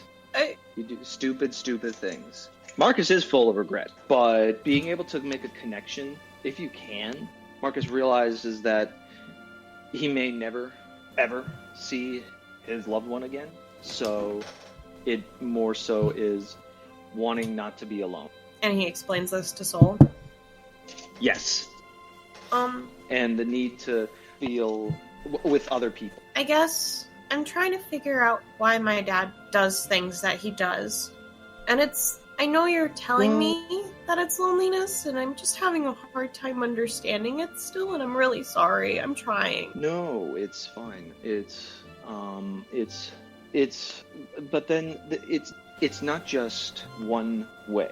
Everybody is different, and whereas I can't speak directly to why your father would do that, I think they were unfulfilled in some aspect. Soul looks crushed. They were always looking for something different, or they was always searching rather than seeing what's right in front of them and appreciating that and holding that to their heart. Soul doesn't really say anything after that, but just kind of buries their head into your like shoulder area, and like you can kind of feel like a little bit of like moisture on your robes currently. Markus hugs. Soul hugs back. Yay, sad D&D time. I'm glad you had that conversation with Markus and not Vera. Dude, Yeah. I was fighting so much when you asked him why he does that. I was muted. I'm like, wee wee wee wee. Markus, Yeah? let's just promise to have each other's back. Is that okay? I always got yours. Soul gives like a bit of a tighter hug and then goes to get up. And then reaches their hand down to help Markus up as well. Can we check out the golden dragon? Of course we can. Yay. I'll even read it to you. Yeah! Is the Golden Dragon book in the same section as the B book you got? Probably.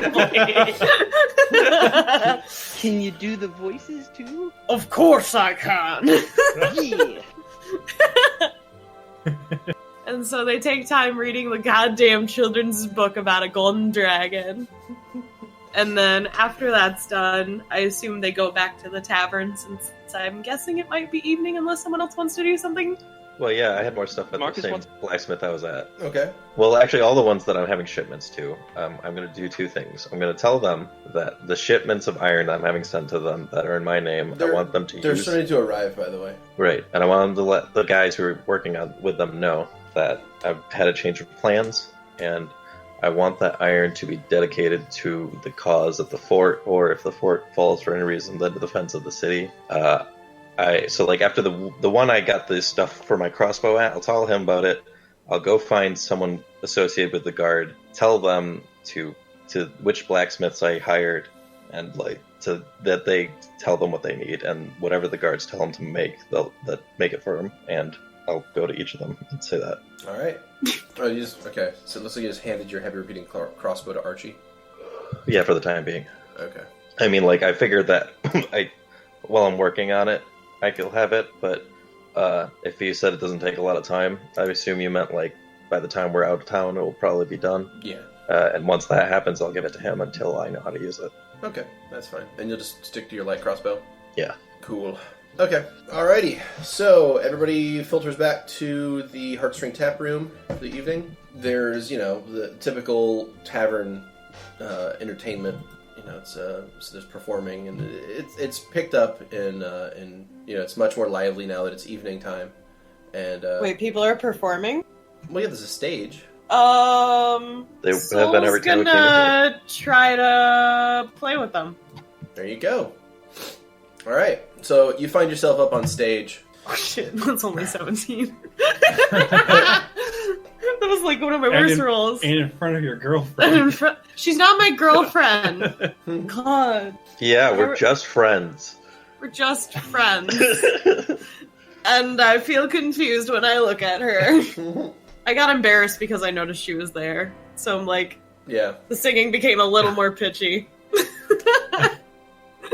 All right. So the evening goes on, and again, Siva sort of treats you to the hospitality of the establishment. So your food and drinks are on the house, and it kind of gives you guys a chance to sort of unwind a bit, and maybe talk about your plans and your next phase of what you're going to be doing. I have no idea what we're doing. That's fine. I assume that we should at least. Also, we have to find out what happens to the fortress, and depending on that, we might have to stay here in case the city needs. But if it's fine, we should get Silver and go kill the vampire. It's true. I already That guy's an abomination. You already got Silver? Yes. I don't think that's going to be enough for all four of us, though. Well, no, but I'm just saying I'm in the same page. Smart thinking, Lovette. I appreciate that. I have tried to direct any resources I can to the fort. I hope they are enough. I'd also like to stop by the temple if we have time. The temple's a really far away place. I mean, notably, like we are going to the isolation. holy city. I mean, maybe we'll get to see that statue they're making since we'll be going towards. Yeah. I suppose so. If we have time, we will try to make it to your temple, okay? I think that I could potentially, with Meli's help, make my weapon stronger. Might be useful when dealing with the undead we've been seeing. Yeah, it's pretty fucking messed up. I am also still a little worried about leaving Christ on our own. There are other threats other than the vampire. What other threats are you talking about? Well, the world is a dangerous place, especially in the city. If this girl spends most of her life underground in custody, she might not be prepared. Is there a way to get sunshine in a bottle? Or would dancing lights maybe You are act sunshine as in a bottle. sunlight? I wanted to say that in character, but I'm like, man, that's just not the mood Lovette's in. But Like, I don't know, do dancing lights act the same as sunlight for vampires? I didn't try it while we were fighting them. I don't believe I do. It must be much brighter than that. What if I made them really, really bright? I think there is a sort of holy element to the sun that takes part in this. That would be more Marcus's purview, I assume. My name means the sun. I just exist and, kill them? I thought your name was Sol, like the thing inside of us. No, it's S-O-L. Soul. Oh, I've never then I seen point that to the written down sky. before. That's the ceiling, but yeah, I get your point. Soul still pointing at the ceiling. Yeah. Like, That's- that should work, right? What? My name. Like, I am the sun. So, So if you stand near a vampire, it dies? I would like to think I could. I don't think I that think happened we last should time. plan, just in case your theory is not correct.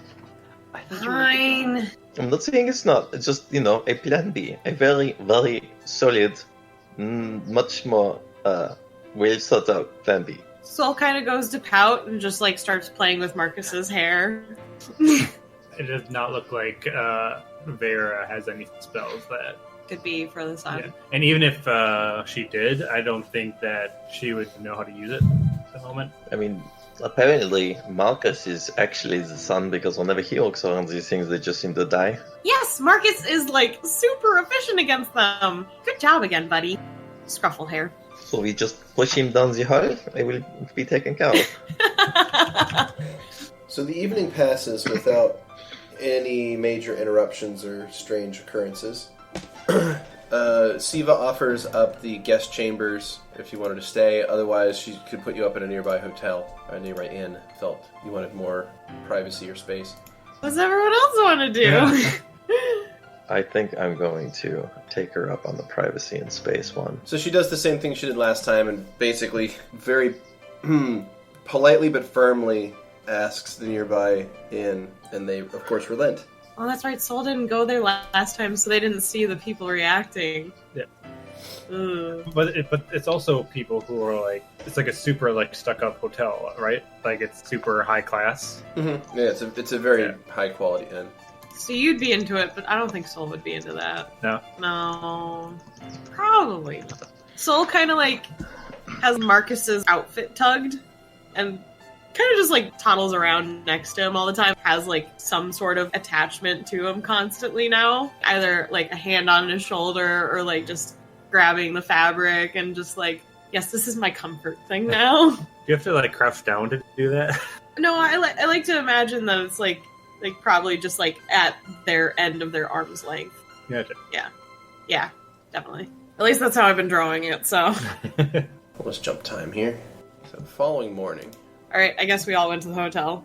Yeah, I mean, I don't know. I assume that's what you were Do you doing. want to? Because I thought I was like waiting for Oh, okay. Marcus's answer. But And he said he Soul's wants trying to to- bless weapons. Yeah, He he's- does want to bless weapons. which is interesting choice of the two questions. Where do you want to stay, Marcus? I want to bless weapons. Yeah, So it's you just like sure do, buddy. You pull the pull string, and you never know what's going to come out. Weapons, all the wisp. Skrewy says ha ha ha, by the way. Yeah. Before we head out, Soul kind of looks at Siva and is just like, "Where would you like us to stay?" Referring to the whole party, or referring to just yourself? Yes. Siva says They're that trying to feel it out. Sure. So Siva says that she wouldn't mind having a bit more company with you tonight. I'm gonna stay. Aha! I'm not gonna relay any of that. Well, is Marcus gonna stay in the extra room with me or something? No, Siva? You don't want me to stay with Siva? No? Oh my god. Okay. Normally I would totally stay, but my halfling, I guess, is insisting that I stay with him, and he's kind of Soul kind of like leans into Siva and is just like, he's kind of having some like mental anxiety issues currently. Otherwise, totally would stay to keep you company. Okay. Give me diplomacy, please. Okay. It's so you like Soul and Nat Siva 20. have a room. Oh damn! Nat 20 on that fucking diplomacy. Okay. She puts a hand on your shoulder and kind of leans in and says that she understands. And she will see you all bright and early tomorrow morning then. What does she smell like? What a fucking creep! I love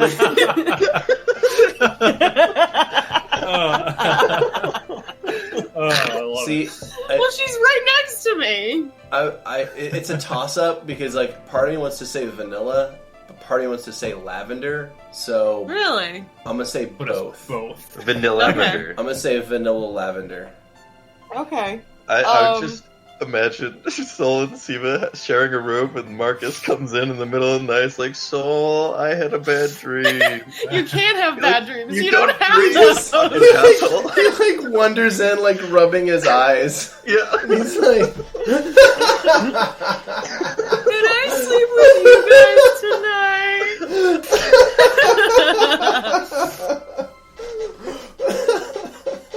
Well, damn. Can I read out Marcus's internal thoughts that are not character knowledge? Apparently, internally, Marcus thinks that Siva is not good enough for Soul. I find that interesting. As a player. Boy, you'd be a crime boss and suddenly you're not able to be loved anymore. So, when Siva leaned in, Soul kind of got a little stiff. Not super blushy, but enough to where it's like, closeness. Nice. And then kind of rapidly follows after Marcus. It's like, okay, see you in the morning, goodbye. Alright, so you all go to that nice hotel. It's just nearby. Spend the night there at the Elegant Olive Inn. The Elegant Olive So I Inn. get to see the people kind of freaking out, though, now. Yeah, you get the sense that they are definitely wanting to please you guys quite a bit, making sure that all of your needs are attended to. If you have anything you need, please let us know. Can someone bathe me? Of course. Oh. 2 attendants arrive in short order. Holy shit.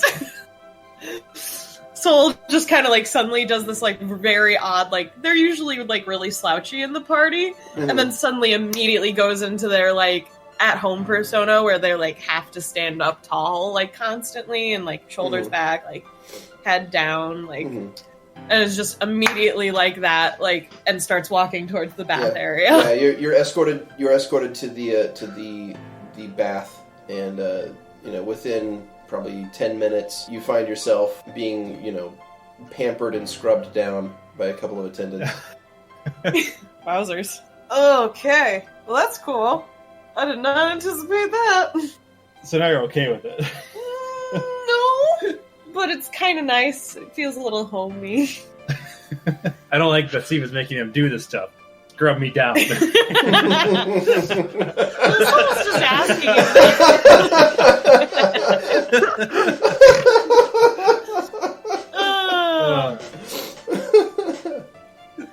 My servants don't fear me, I think.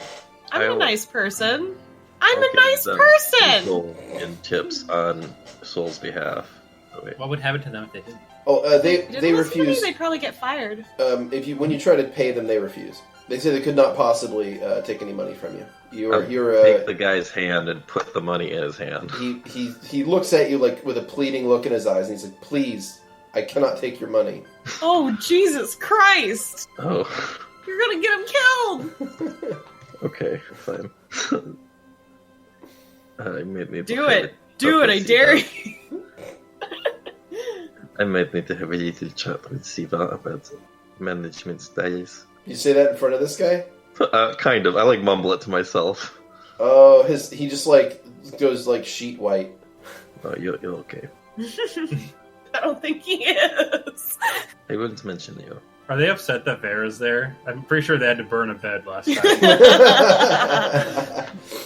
No, it's they see Vera and some of them are just they're up for the challenge. They're getting cleaning supplies ready. Your bed is made out of bleach now. They're tying handkerchiefs around their mouths and noses, and they're putting on gloves and shit, and they're all right, we got this. This is offensive. So Soul comes out of the bath and is just guys, you really gotta try that. It was so relaxing. I'm reminded of these. A few attendants approach Vera and ask if they can also give Vera a bath as well. No. Wow. No. Not interested. Yeah, Vera doesn't really taking off her clothes. Is there a private bath? It is a private bath. They just want to know if they can watch you. Is it locked? I mean, they can post an attendant at the door. Do that. Damn. Right away. They quickly reset the bath and have an attendant posted outside the door to not allow anyone entry. Soul kind of leans in before you go in and is just are you sure you don't want me to help? Yes, I'm sure. Okay. Doesn't want you to see her gross bee scales. I can bathe myself. I know you can. I just, wanted to help, maybe, trim your hair or something, make you look nice for when we go get more people. No, I'm fine. Okay. No, I'm fine. Soul's ears. What is that, Vera? I don't have one of. What is that? Yeah. Soul's ears just kind of go down, but they kind of do a nod. Okay, I understand. And kind of trudges off back to Markus. Vera's taking her bath by herself. Lovette went to her own room, even though I thought we all shared a room.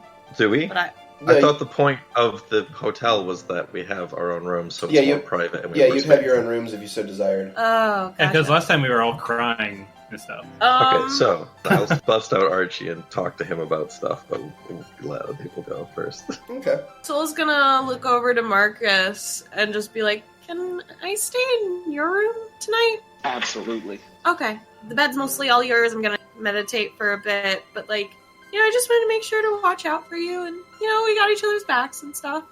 Aww. Yeah. And then Soul goes over to the front desk and informs them that we only need 3 rooms, so that they don't have one marked off and aren't able to get someone to buy a room or something. I want them to just still make income. So yeah, me and Markus head off to the room, and Soul kind of meditates for a while, but does intermittent opens their eye to make sure Markus is still there. Yeah. All right. So the night passes with no major problems.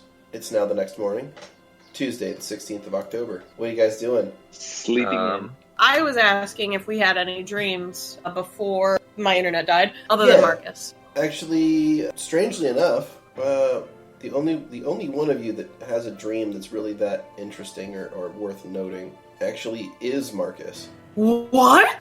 Dun dun dun. Markus, you wake up the next morning having experienced a dream. I wrote this down somewhere, hold on. Markus, you see a series of pictures, of visions. You see a halfling woman. You see a couple of young halfling children. You see a hole built in the side of a hill with a nice little round door on it. You see a pathway. You see a road that leads to hills, that leads to forests, that leads to mountains, that leads to valleys, that continues on. You can see a rolling field that stops abruptly. And past where it stops, it's just gray and still. It's unmoving. You see yourself moving toward this until when you cross into that area, suddenly everything is black and white. You continue going through this dark, plain wasteland until eventually you see a figure standing in front of you. The figure is tall, wearing all black, no features on it whatsoever, and it reaches out an arm toward you. You walk up to it, and then that's when you awake. I hope you were here to hear that. We all know Marcus's backstory, except Markus. Oh shoot! No, sorry, I was muted. I heard all that. Oh, that is so cool. For me, that's phenomenal character building. Kudos. You're Okay. congratulating me, Jesus, dude. Marcus sits up with a very, very hard startle. Soul is immediately at your bedside. You okay? What's up? You okay? You alive? You breathing? I think I just saw my wife and kids. I'm sorry, what? I saw my wife and kids. They're real? I was there. I saw them. I was there Oh. and I was here. I saw something all black. Beardy, could I discern any facial features at all? No, none. It was wearing a hooded robe of some form. I saw something. Did you say he pointed? He reached an arm out toward you, and you walked up closer. And that's where the dream ended. More research. I give the whole as crystal clear detail to Soul so that I don't forget anything. You have children? Yes. And a wife. Yes. Oh. Me as a player is unsure. Oh. I didn't know you had children. I explained. Remember how I said I couldn't remember her face? Yeah. A lot of memories start flooding back, and I just start gushing all things that I know and about everybody. Soul has About just my been kids, like about my staring at the wife. floor but listening. This was See- real, right? Maybe? You had No, kids. I'm asking. You and me right here, right now? Yes. Us. This is real, correct? I'm sorry, what do you mean by this? This, where I am sitting. Because Okay, I saw them clear as day, as if I'm Is sitting. this a dream or not? What is dream? What does that It's real mean? life. Yes, it is. I'm here. I'm real. Is this As thing I'm sitting in between front of us you, real? I saw them. I don't know if they were real. Don't leave, please. I need some concrete for right now. Do not leave. You cheated on your wife and you had kids. You have children. Please don't leave. I need something concrete to hold to. Not So physically, Soul but like Kind of has Like, I like their need something. hands clasped on their face and their eyes are just tearing up and they just keep looking back and forth like really confused and they're just like I'm not leaving but please. I need something I can trust. I need something that will be here with me. I need to figure this out. Can you stay with me until we figure this all out? Soul silently nods and just kind of kneels down beside the bed and just kind of has their face in the fabric because they can't look at you right now, but they're not going to leave. They're very conflicted. You're conflicted. Oh yeah, they are. Oh boy. We're just one big room. This is the conflicted room. This is the conflicted room. This is Jesus the conflicted room. Christ. I am Aw. the kind of clean room. And what is Lovette's room? What is Lovette's room? Lovette, are you still alive? Oh, God. Yeah. Honestly, though, her room hasn't been touched. I don't even think that she slept in the bed. She just slept slumped in the corner. I think that's what she did last time too. Yeah, but she Well, slept didn't on sleep Archie, and then Archie Archie this like time. balled yeah, up, yeah. and then like she had a crick in her neck because she was just on a ball. Beardy, way to bravo. No, storyteller. no. You've not even got part of it. Like that was a snippet, dude. There's nothing there. You gotta keep searching, buddy. Whenever Markus and Soul decide to get out of the room, Soul's eyes are bloodshot and they just look so fucking depressed. Is it the next morning then? Yeah, it's the next morning. Yep. What's eating you? I don't know why people cheat, and it's really bugging me, I guess. That's the plain and simple version. The more complex version takes way too long to explain right now. I have an answer for you there. It's not something I've given a lot of thought into. Yeah, well, I didn't think I'd ever have to deal with it either, but like, where we are to know. Do you want me to get you some breakfast? Did you want to come down the stairs or something? No, I'm gonna make it myself. And the tears are gonna add that just. Don't think you should do that. I think the staff here might get... I stand up in front of the staff. I'm going to make breakfast in your kitchen now. Oh boy. What do they do? They look terrified about this, and they ask that, please, can we just make you food? Like, just tell us. We'll make you anything you want. Soul's ears just go down, and she's like, fine, I'll go make it at Siva's place. They look terrified. Oh, see, no.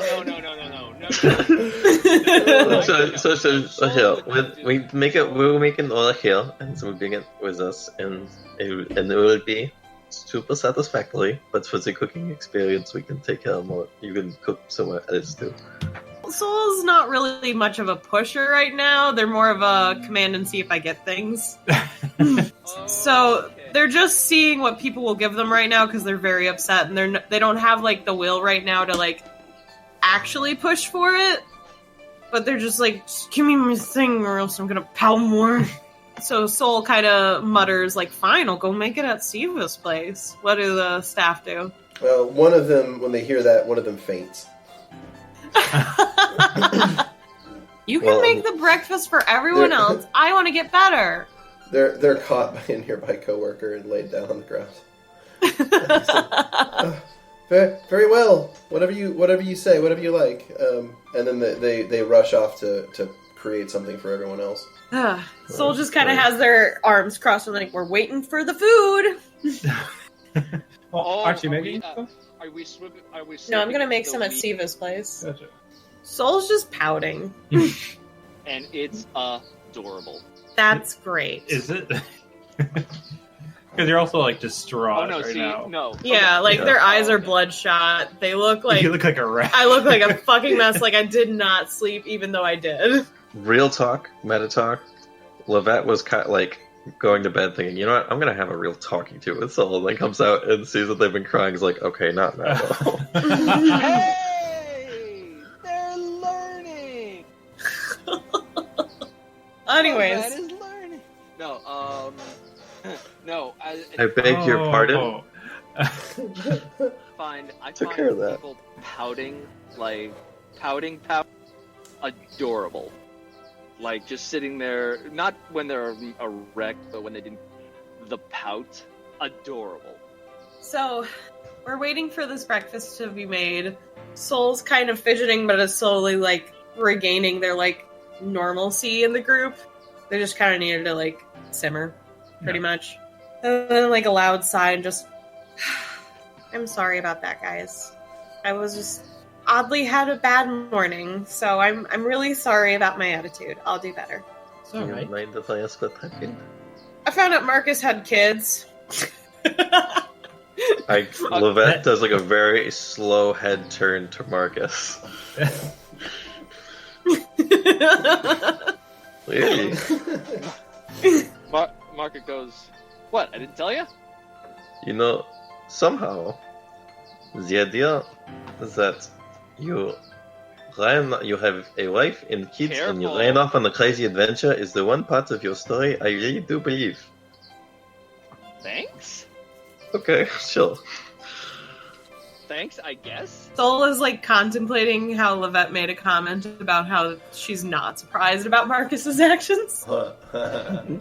And then just kind of after breakfast comes out and everyone eats, unless anyone wants to add extra spice to that, Soul would probably be like, let's go see how Siva's doing this morning, shall we? Okay, so the party returns to the Heartstring Tavern, probably by about mid-morning, and Siva is sitting there at her normal stool, and she's got a paper on the bar in front of her, like a series of letters that she's... I would rather Lovette goes first. Okay. She's reading a series of letters with sort of a kind of a flat expression on her face. Soul is not getting very close on this one. What's news from the front?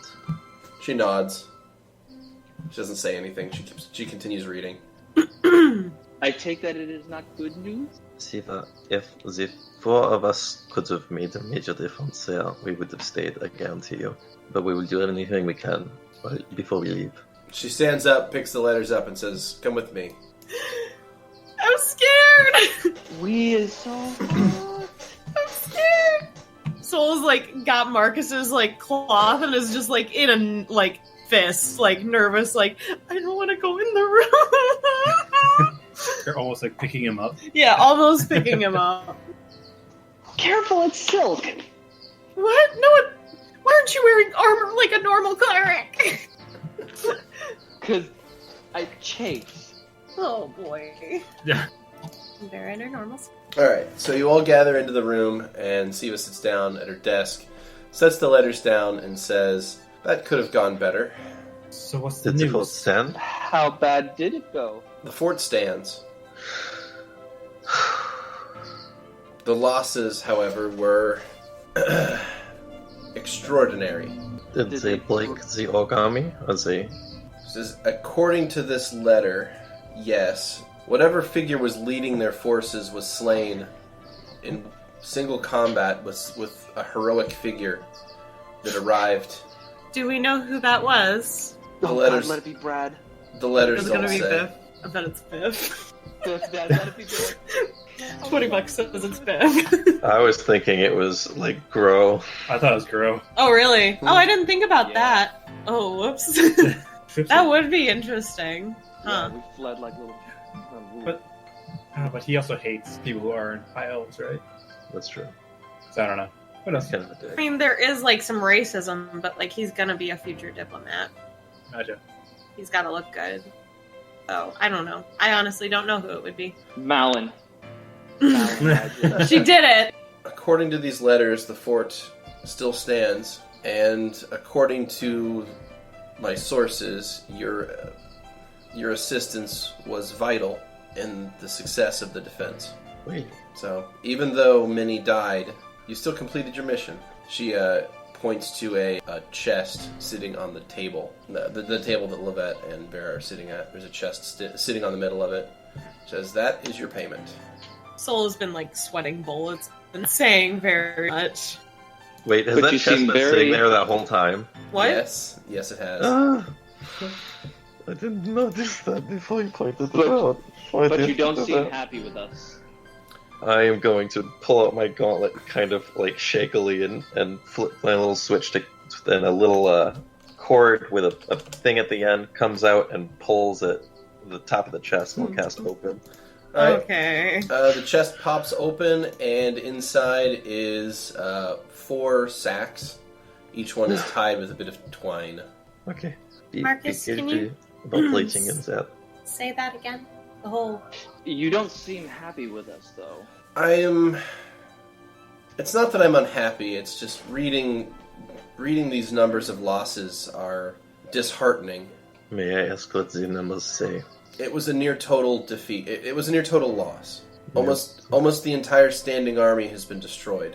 Okay. The implications of this are not good for the nation as a whole, and not good for my business. Well, Oh. what move would be good for your business next? I'm not sure. I need time to think. That is understandable. We Well- were going to make a trip to the Holy City, perhaps when we have returned. She nods and says that would be fine. Thank you for your patronage. I'm gonna add some spice and share Soul's thought process right now. Mm-hmm. And it does not paint them in a good light. So Soul, kind of being raised in a slightly racist family and village, elves and shit. They're like instinctively like, oh, the loss of life, that's really sad. But at the same end, it's kind of like, oh, but isn't this like the world's way of like taking care of overpopulation anyways? So, yup. You know what's interesting is that you mentioned before how Soul is starting to think that Lovette is evil. Well, without knowing that Soul thinks Lovette is evil, after the fucking fort, Lovette is starting to think that Soul is evil. Oh my god. I can believe that. A little less like a cartoon villain and more like, am I being like manipulated? Am I getting into like an abusive relationship type of thing? I think that Lovette's stance on the fort was one of the truly like redeeming things in Vera's eyes. Because even though Vera wasn't going to stay, like that was the first like completely like selfless kind of thing that Lovette did.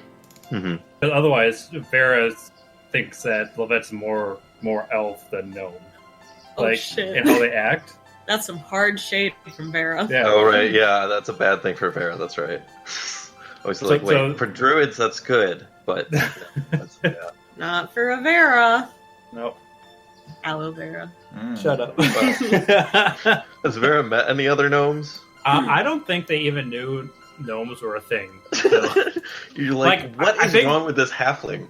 I'm pretty sure you're just a really small halfling. And then it's like, I didn't know they got this small. Like, she is very tall for a gnome, though, at the same time. Yeah, but still, it's like, wow. It's a small one.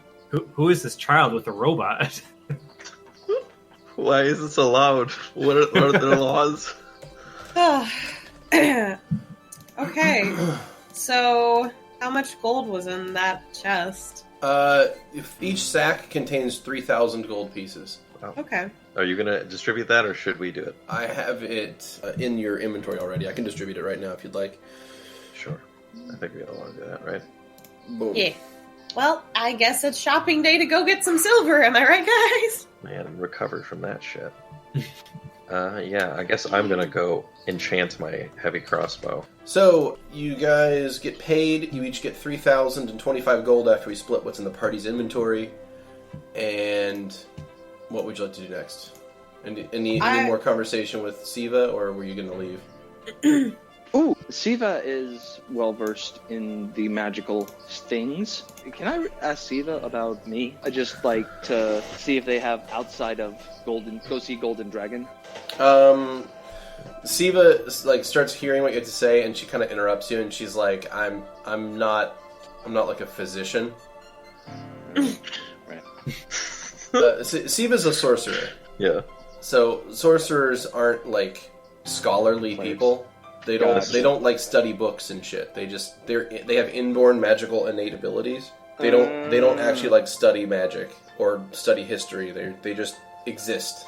They're just Or- better than regular people. They're like those 14-year-old artists. Yeah. On On DeviantArt. Yeah.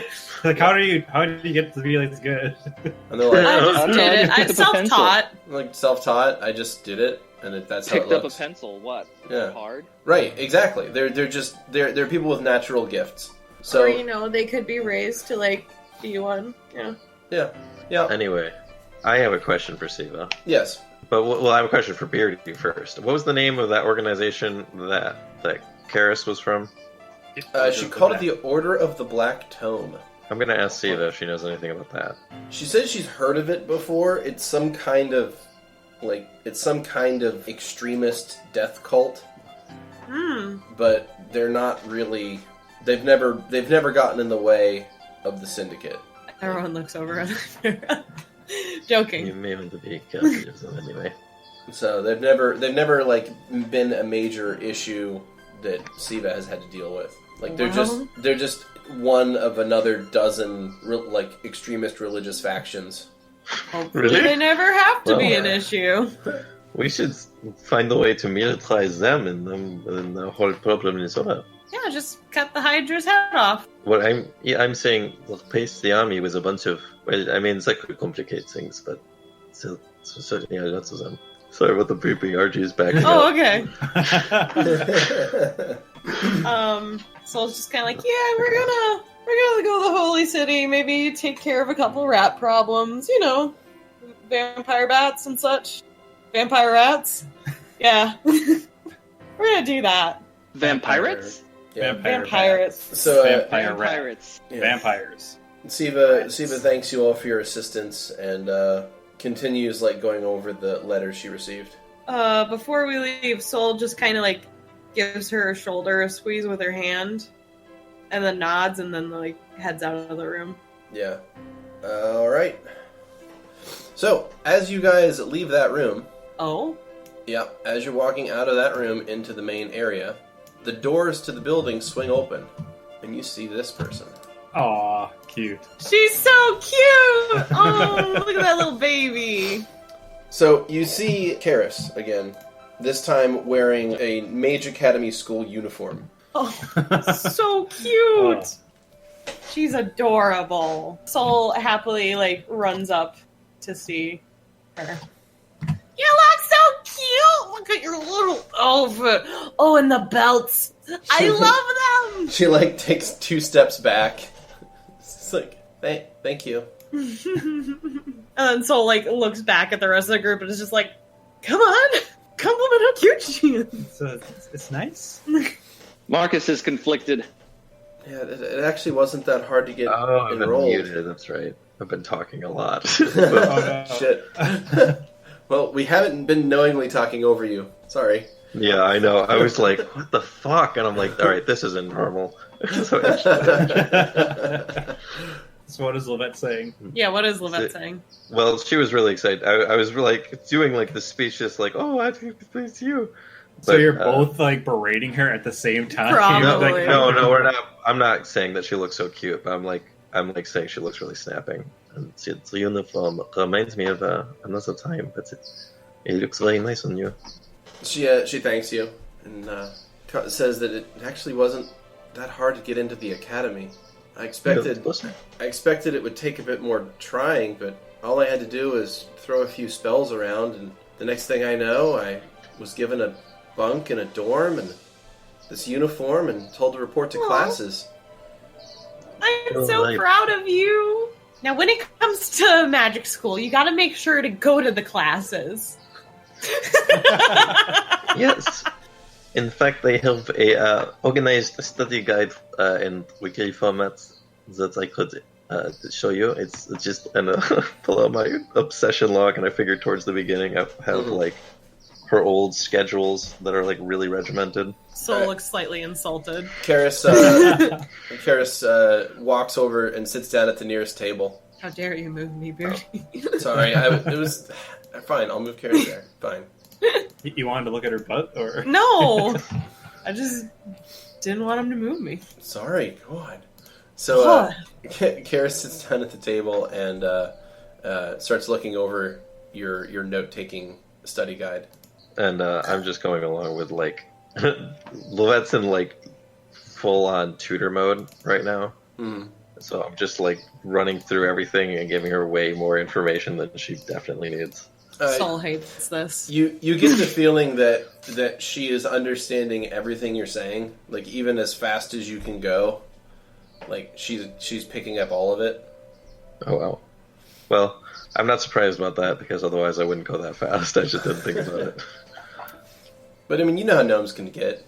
You know, they start talking and going really fast and explaining lots and lots of details. And you don't get the slightest hint that Karis is confused about anything you're saying. Does she seem bored by it? Not quite. Okay. Not yet. Vera does, and Vera starts throwing spears at the target. Oh, she does? That's fun. I thought you were going to say you start throwing up. I'm like, Jesus. She starts throwing up honey. It's like, God, stop talking about math.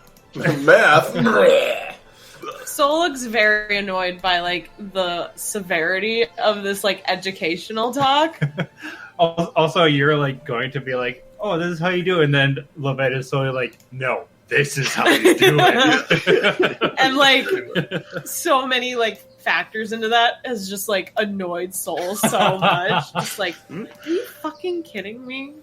Look at you, Miss Prestige. Fucking good at everything in all your schools. I bet you had honors.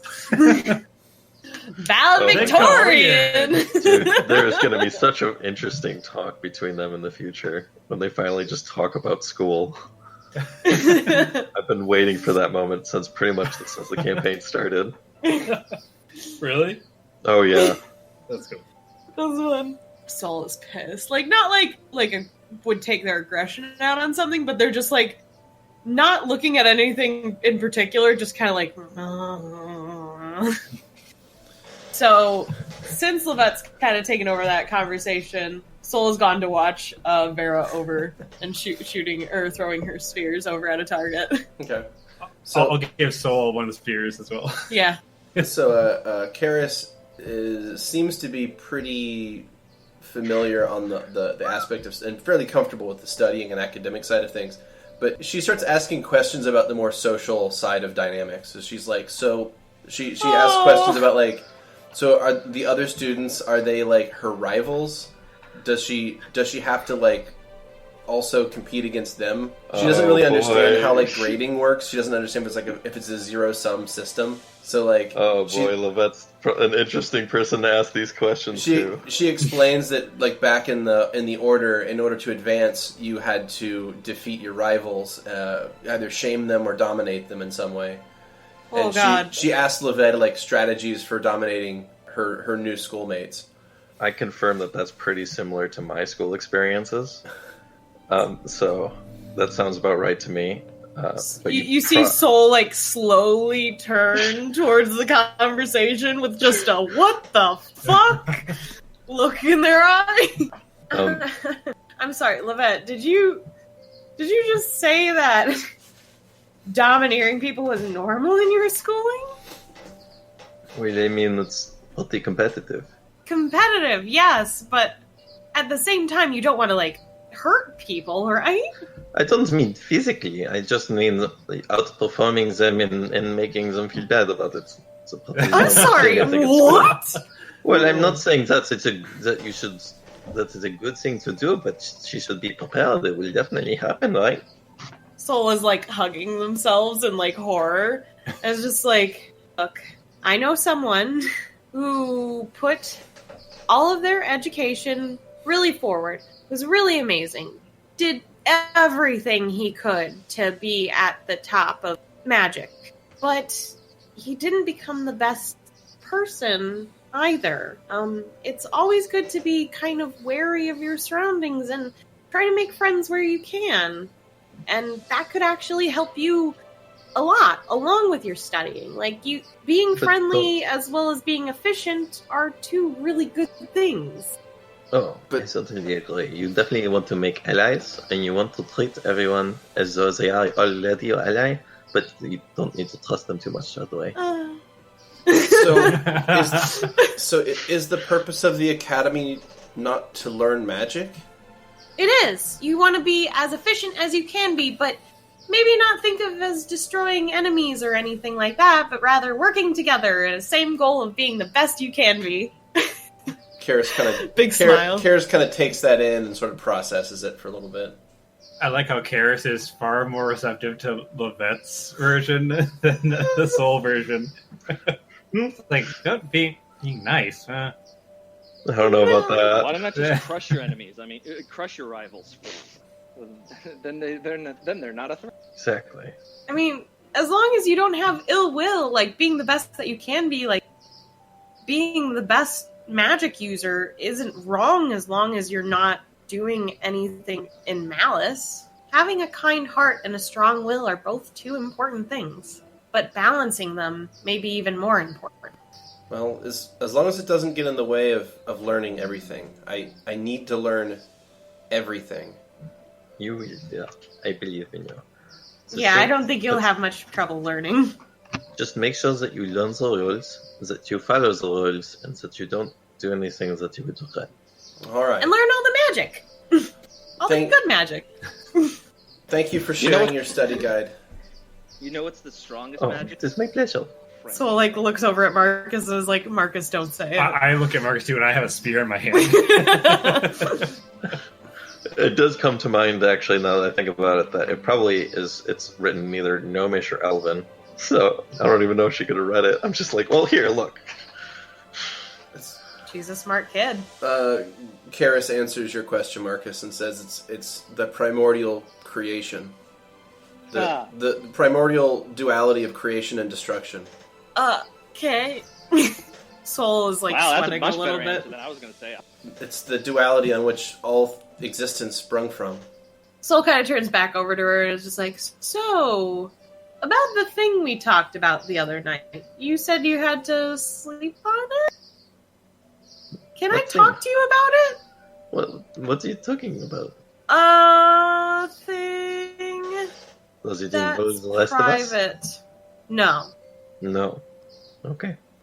Can I just talk to you in another room real quick and see if you don't have any other thoughts on the thing we talked about? That's fine. But if you do, would like to hear your opinion. Okay, so it's fine to have like private talks. I understand that, but you don't need to wave it around in front of everyone like this. Lovette, it wasn't about you. No, okay? But I'm just saying, this is rude. Soul looks over at Vera. Was I being rude? What are you talking about? Oh, Jesus Christ. Soul looks over at Marcus. Was I being rude? He's out to lunch. I wasn't being rude. I wasn't. Beardy, you there? Yeah, I'm here. What's up? Oh, I was asking Karis if she had any more thoughts about the conversation we had the night before when we were traveling. Okay. When you ask everyone else around the table if you were rude, you look back to Karis, and she's sort of like looking above you and to the right at something that isn't there, and she's sort of like nodding as if she's hearing someone else talk. Soul kind of like fidgets a bit, but like doesn't want to make a big issue of where she's looking or anything yet. Also, you're the only one who's... Yeah, I was the only one that heard her talking to herself. Quote unquote herself. Herself, quote unquote. So, yeah, any thoughts on that? She like snaps back to reality. I'm sorry, what? I was wondering if the conversation we had the other night, if you had any more thoughts on that. Which conversation in particular? I'm sorry. The one I asked you about with the whole souls thing. That I could maybe talk to you about privately. If you had any more thoughts on it, that is. I can speak to you privately, but I'm sorry, I don't remember exactly what you were referring to. Yeah, why don't we just go in the other room? Sure. She gets up from the table. Great. I don't know why Soul goes to this room instinctively. Okay. You walk to the kitchen. Alright. I bring her in. I'm like, hey, so remember when we were talking about Markus maybe not having the right soul in him? I mean, that's kind of laughable. How would you get the wrong soul in you, first of all? That's what we're trying to figure out. I mean, it's theoretically possible if someone were to, say, take a soul jar, steal one person's soul, and then swap it with someone else's soul, but that would require some pretty advanced necromantic power, and would also, what would be the point? Yeah, I don't know what the point would be. I'm trying to figure out why. A lot of whys. I mean, any ideas on your end? I mean, it's impossible for someone to not have a soul. I think I remember mentioning that. He could. I mean, if he didn't have a soul, he wouldn't be able to do things like talk or laugh. And I've seen him do both of those things. So he definitely has a soul. I just don't think it's the one that was originally in his body. Then whose is it? Because its memories and would be tied to his. I mean, if it was someone else's soul, then he wouldn't. I mean, he would remember a different life. Or at least the life that he remembered and his body would be from different places. So can I just talk to him about this? I feel like it would be quicker. Okay. Is something wrong? Okay. I just don't want to freak him out. He's been freaking out a lot, and I feel like he's just gonna explode if he does. I mean, and I don't really have anything to help. I mean, Please freak him out. maybe knowing a bit more will give him peace of mind. Okay, I'll go grab him. Just a second. I'll be here. Markus! How are the kitchen staff responding to all The this? kitchen staff have no idea what's going on.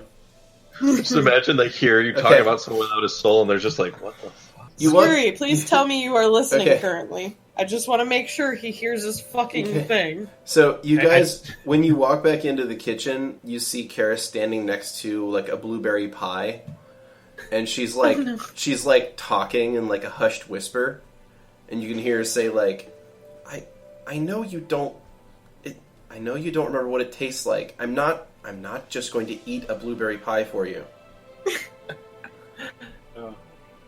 They're coming back. Shut up. Soul goes over to the pie, looks over at the staff, and is just like, "Do you mind if I take one of the slices, please?" They say, "Oh no, right." They kind of get out of your way. Say, Soul serves up a pie slice for her. Here you go. Thank you, but I'm not really hungry. Yeah, but you might just want to try a taste at least. She kind of like looks at you warily, and takes the Are slice. you allergic to blueberries? she looks at you warily and takes the slice, and eats a bite of it. Just one bite. She takes a bite of it and hands the rest of it, or sets the rest of it back, and she kind of like makes a look, like somewhere on the other side of the room, as if to say, "There, are you happy now?" Soul finishes the pie. Just like continues to eat it. It's just like, no, go ahead and tell Markus. Where did everyone go? Go ahead and tell Markus what you were telling me. Did we get confirmation that he's even here and hearing this? Yeah, I don't know if Skrewy's here. Oh, He's Jesus. out to lunch, it seems. Okay. Lovette is sitting there with her arm on like the back of the chair, like, "Wow, there's a lot of weapons inside." Why did they get that huge axe? You'd think they'd remove them after. Yeah, I mean, it does look kind of cool like this, but I imagine it gets in the way. Oh, it also always looks very imposing, having free-range weapons just kind of lying about. Maybe it's just a sort of tactic because you know how this place is. Maybe they go grab some if something goes down. Maybe. I think it'd be under the tables then. Good throw, by the way. Oh, thank you. Yeah. I'm gonna make an attack and try to hit. I want to see how well I do. We'll see how sarcastic that good throw was in retrospect. Yeah. Okay. Let's see. Point blank shot. There we go. This should be a pretty And I'm easy doing throw. Yeah. You land it in the second to most inner, like just the innermost ring, is what you landed in. Yeah, nice job. Thank you. One eternity later. Had to run off. Charlotte was having a nightmare. Has anybody ever woken up and like tears are streaming from your face, but like it's not allergies, there's nothing in your eye, but like your eyes won't stop producing tears? I'm pretty sure that's lupus. Lol. Thanks, WebMD. All right. Last I saw, I heard you guys talking. You were in. So, the Merits last of thing that you destroying need to it. know is that you got brought into the kitchen to talk privately with Karis. Oh dear. Alright, so Karis looks to Markus and then looks back to Sol. So, what do you want me to tell him? I'm eating my pie. So, tell him what you think about people having a different soul in their body. Please. If you wouldn't mind. So it's technically possible to put someone else's soul in someone else's body.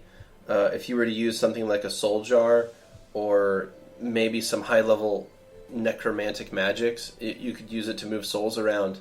It's quite difficult and kind of expensive, though, and there's not really much point to it because what would you really have to gain by moving souls around? It would essentially be like body hopping, I guess. But why would anyone need to do that? Also, Marcus. if you had someone else's soul, then that's essentially your your animus, right? So that would be your memories and your thoughts. But you say that you remember having a life as a halfling, and that's also your body, so you can't have someone else's soul. Right? But what if it was another halfling? I mean, I guess, if it was another halfling, but... Huh. Markus is thinking. But like I was saying, it would be expensive and difficult, and there's not really much point to it. I mean, there's cheaper ways to live forever, if this is like a means to immortality. Can someone have two souls together at all? Two souls together? That would be complicated, but I suppose it's feasible. But you would have a constant vying for control over the body. Okay. Could you imagine? She sort of grits her teeth a little bit. Oh, I feel like I could learn a lot from someone like that. It'd be very interesting. Annoying, more like. Yeah? Having everything you do get second-guessed. I imagine it would be very stressful. Soul's kind of like leaning against like the counter and just like has a bit of an amused face and is just listening. What would be worse, if the two souls were strangers or if they were closer, like sisters maybe? She looks very uncomfortable. She's like, I think I need to go. Wee-oo. Sorry about that. I was just curious about all of it. I really want Markus to feel better in the end. As do I. I'm sure you do. 1 second. Okay. You know what they all went in the kitchen for? They just chowing down back there? They just kind of like just left. Yeah, they've been gone for a while. I mean, Soul has like snuck out of places before. I mean, Did they ditch us? They ditched us. It's like the entire half the group. We may as well just stay out here. Yeah, they could have just had us go eat somewhere. Hey, Vera, do you want to go somewhere? Like where? I don't know. I feel like we don't talk that much. I guess. Don't know how long they're gonna be in there. What kind of things do you do during the day? Look for followers of Melly. Oh, right, you have the Take culture care or of- whatever. How's that going? We could go work on Did you that. actually just call it a cult? In very brief passing, maybe. Oh, what? What? You call it? I did. I said, so you have that thing going on with the bees and all that. Is that correct? The Hive is no cult. Let me get that straight. So, Okay. so And I'll turn back to the board and just throw another spear into it. Give me a roll. You throw another one. This one lands in the same ring, but on the opposite side of the bullseye. Damn it! So no one. They're good hanging shots. out, Or are you hoping to like do the Robin Hood thing where you like slice it right through the middle? Yeah, so now Vera's just like steaming. Okay, Like a so pile of that's shit. a no and so on the hangout thing. Yeah. Alright, well, That's what you It's get. It's like I'm gonna go talk to my robot.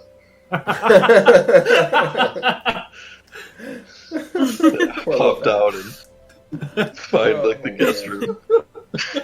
Poor Lovette. oh my god. And that's why it's important to choose your words. Oh boy.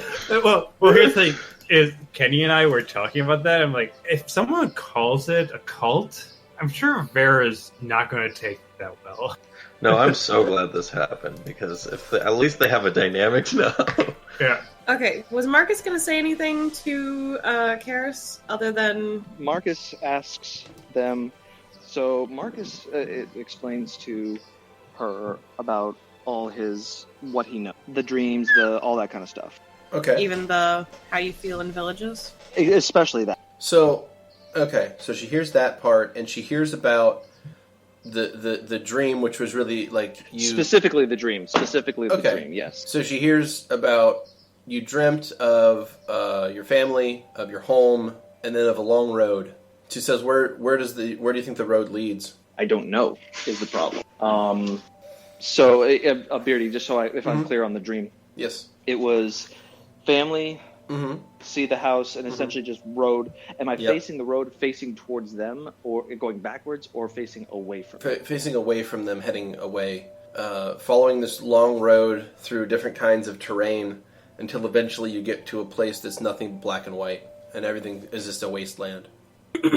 And there, in that wasteland, you see a black figure who reaches out toward you, and you approach them, and then the dream ends. To me, that just screams the classical death scene, death motifs. Right. In doing so, I explained to her the dream. If you were to take it at face value, sounds as if you were to explain how somebody experiences death. So what's the first thing you remember? You said your memory is spotty. What's the first thing you clearly remember? Being outside of the tavern in the one Edge. in We were in Edge. in Edge along the edge. No, the town is called Edge. Oh, sorry, in Edge. I remember being in Edge, entering into Edge rather. Near the Deadlands. Yes, Does that sound like the place that you could have seen in your dream? sounds very familiar.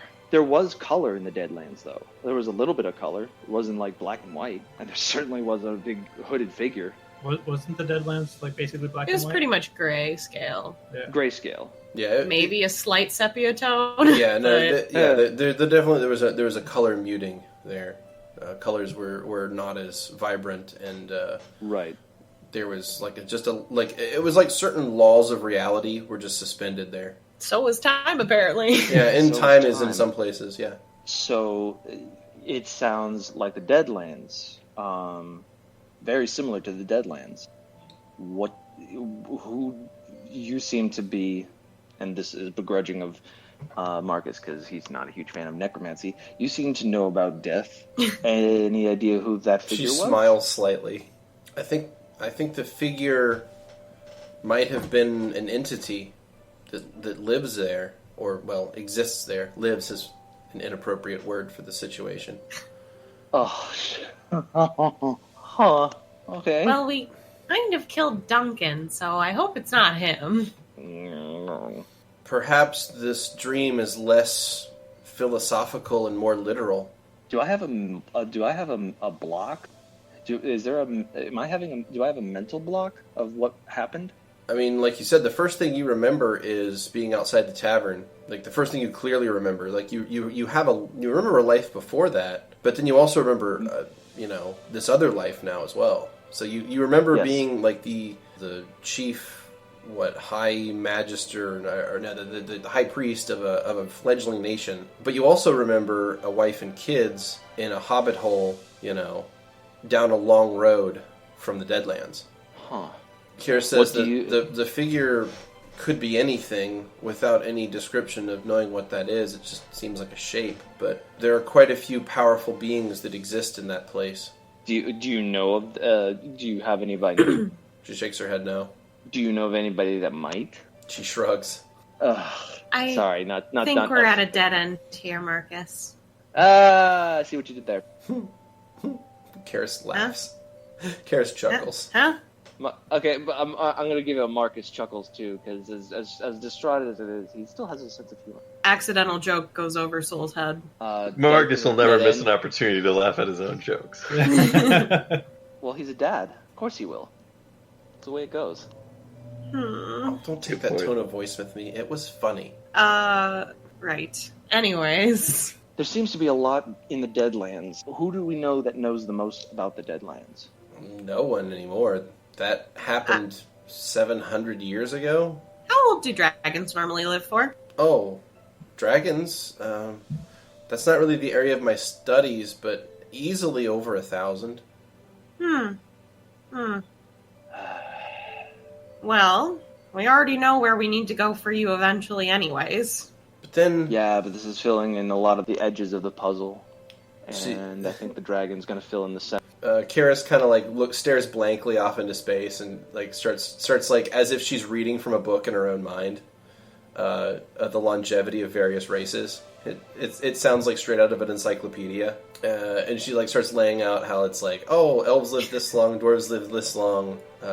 And she gets and she's working her way from shortest to longest, and she gets to the longest lived creatures, and she's like, dragons have been known to live up to 3,000 years at their oldest, and serpentes have never been known to die of old age. Serpentes? Hildy. Oh, I think we need to go see Hildy. okay. She's really cool. Alright. Who? She kind of snaps back. Bars, She who is kind of snaps of back that to race? reality. Oh, you've seen one? Yeah. She's really nice. She has a best hut. teeth. You both like chime in with something random about Hildy. She helped us save some fae. You've all seen a lot of things. We're well traveled. As they say, we get around. You sure do, Markus. I give the finger guns. No, Soul I does don't. not I look don't. amused. We'll have to see. I mean, we're heading in that direction anyways. Because we gotta go kill a vampire. She kind of like smiles and she says that I'm so glad that you're helping me. Hey, not a problem. It's nice to help you. No one's ever really helped me before. Well, we will. We're gonna hopefully take care of this. What are you guys doing in here? We're talking, Vera.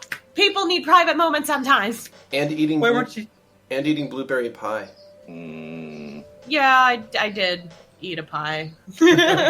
Is everything all right in here? I came out to apologize for some. What's going on over here? No, you can apologize. Nothing. What? Nothing. Not to you. Markus, Soul goes over to Markus and just starts petting him again. It's, we're gonna figure it out. I told you we would. Remember, we got each other's backs. Is there something I need to apologize to Markus for? Do we know where we're going? Well, We're going to the Holy City, right? I thought we were going to Hildy's. We're going to Hildy's after the Holy City. We want to kill a vampire. I mean, I'd like to go to my temple if we can before. But it's after the Holy City. Yes, but we may, based on what we were attacking before, I think it might be beneficial to enhance my weapon. Hildy might have something to help us kill them. Kill them. All right, guys. Okay. We'll go to Hildy Have that and much time? the temple before we go and kill an evil vampire. Well, I am in agreement with Sol. I don't think we have time for those. The guys might be a little bit more attacks, and Oh, I have an idea. Soul runs over to Siva. Oops, that's Markus. Markus runs over to see. Soul, Siva. Soul throws Markus across the room. Wait, Soul do they go runs through into this the- door here? They have outlawed halfling tossing in most areas of this country. Thank you very much. It's true. It's just seen as a barbaric practice. Now they only throw gnomes. Vera was raised in the woods. If she doesn't know about any of those. All right, So- Soul, you burst into the room and you startle Siva from the reports that she was reading. She sets them down. I'm so sorry. About what? Well, bursting in. Should I be apologizing for more? Oh, okay? What do you need? What's going on? We've got this young wizard, maybe knows some necromancy girl who just started in the wizarding school in this town, and an evil vampire is trying to kidnap her because he thinks she's the next messiah or some shit. And we want to go and kill him, but my other two compatriots want to do a couple of stops before that. So I just want to make sure that maybe I could rent out or hire someone to protect her in the meantime. Look, she's a friend of yours? Yeah, What's her name? Karis. Yeah, you did. She writes it down, and she says, "Do you have a physical description?" Yes. She's got white hair, and Soul starts to list off her in her uniform, and then starts to describe what she looks like in her other cloak, but without the symbol on it. And then it's just and then she's 17, and she's human, right? Yeah. And she's human, and that's about most. I mean, Could have said. yeah, she looks pretty okay, average, other than right the now. silver hair part. Okay. I'll have some people keep an eye out for her and make sure she stays safe inside the city limits. Oh, thank you so much. You're a lifesaver. She kind of gives you a half smile. You can tell that her mind is sort of elsewhere right now. Hey, is there anything I could do to comfort you? Maybe you seem really bugged. She sort of looks a little more uncomfortable. I have a lot on my mind right now. This situation is going to require some careful planning. She stands up from the desk and she takes one of your hands and holds it and she says, "I really appreciate you being here. But you have a job to do and a person to help. Thank you. I'll hopefully won't be gone long. Well, I'll be waiting for you. She gives you a wink. Immediate, like, the whatever, like, was, like, kind of a trace of a blush was just, like, full-on red face. I do believe the term would be scarlet. Yeah, and this will just, like... Just pure anger. Just like, so, thank you for everything, Siva. I'll see you in a little while. Okay, bye. You actually, as you leave, you hear Siva, like, chuckle for the first time since she received bad news. That's good. He runs back. We're still standing in the doorway, like, do we go in? What's going on? What are you guys doing? They're apparently all watching Karis eat a slice of blueberry pie. Well, How did you get out of the room? I pushed past you. I was on a mission, but I got Siva to get some guards for her. So she should be fine in the meantime while we go do stuff. Sorry, when I get an idea, sometimes I get a little headstrong and just kind of do it. Anything we should know from secret conversations? Oh, yeah, we're trying to figure out if Markus is real or not. We already don't know that. Yeah, but we're trying to figure it out. You could have had this conversation out here. Well, you know, Karis reaches over and grabs, like, I don't know, 4 or 5 strands of hair on Marcus's head and yanks them out. Jesus Christ! I think he's real. Yes, but that's Markus not what I... glares heavily. Watch out for simulacrums. Let's buy some silver weapons, guys, and then go to Mellifera's temple, and then Hildy's hut, and then go kill a vampire, you know. The average day for us. You got anything else, Lovette? Because we're going on a trip for everyone, apparently. I think so. This is probably very just too slow, but I will. What about your compass? Like, Soul kind of like shakes you, like all excitedly. What does your compass say? What does it say? I don't know. Let me just wait. Okay. Where is it? Yeah.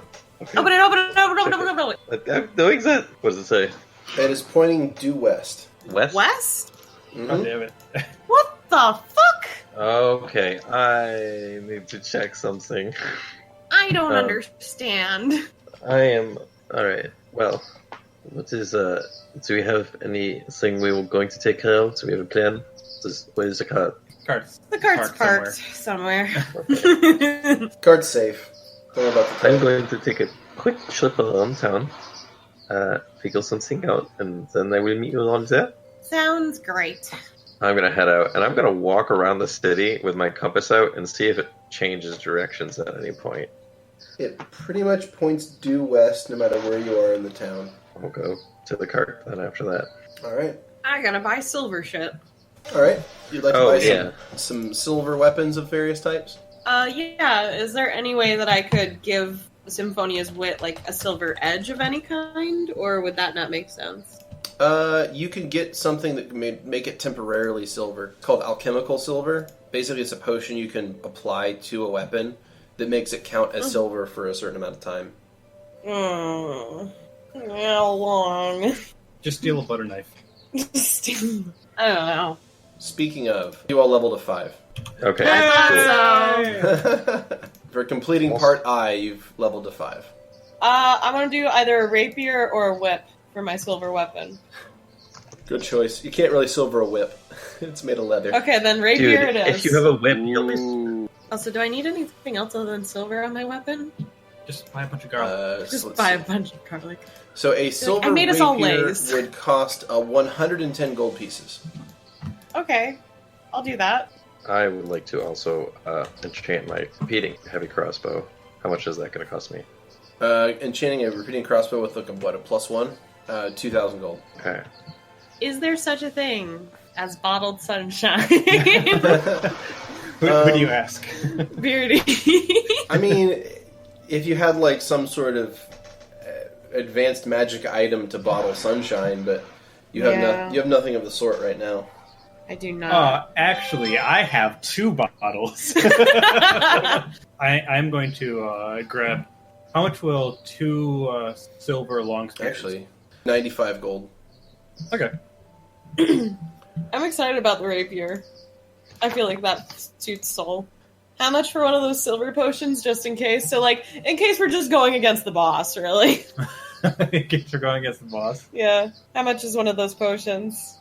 The potion is called Silver Sheen. It lasts for 1 hour, and it costs 250 gold. I'll buy one, just so I can put it on Symphonia's Wit when we go against the big bad. Okay.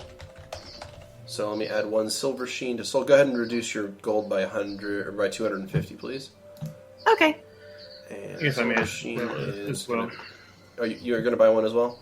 Yeah, I'm just going to add that into... I'll do the math on that. Okay, and I will add it onto your character sheet right there. Okay, so now you each have a flask of Silver Sheen. Alright, I took the gold out for 2 silver long spears. Wonderful. And the silver sheen. Ah!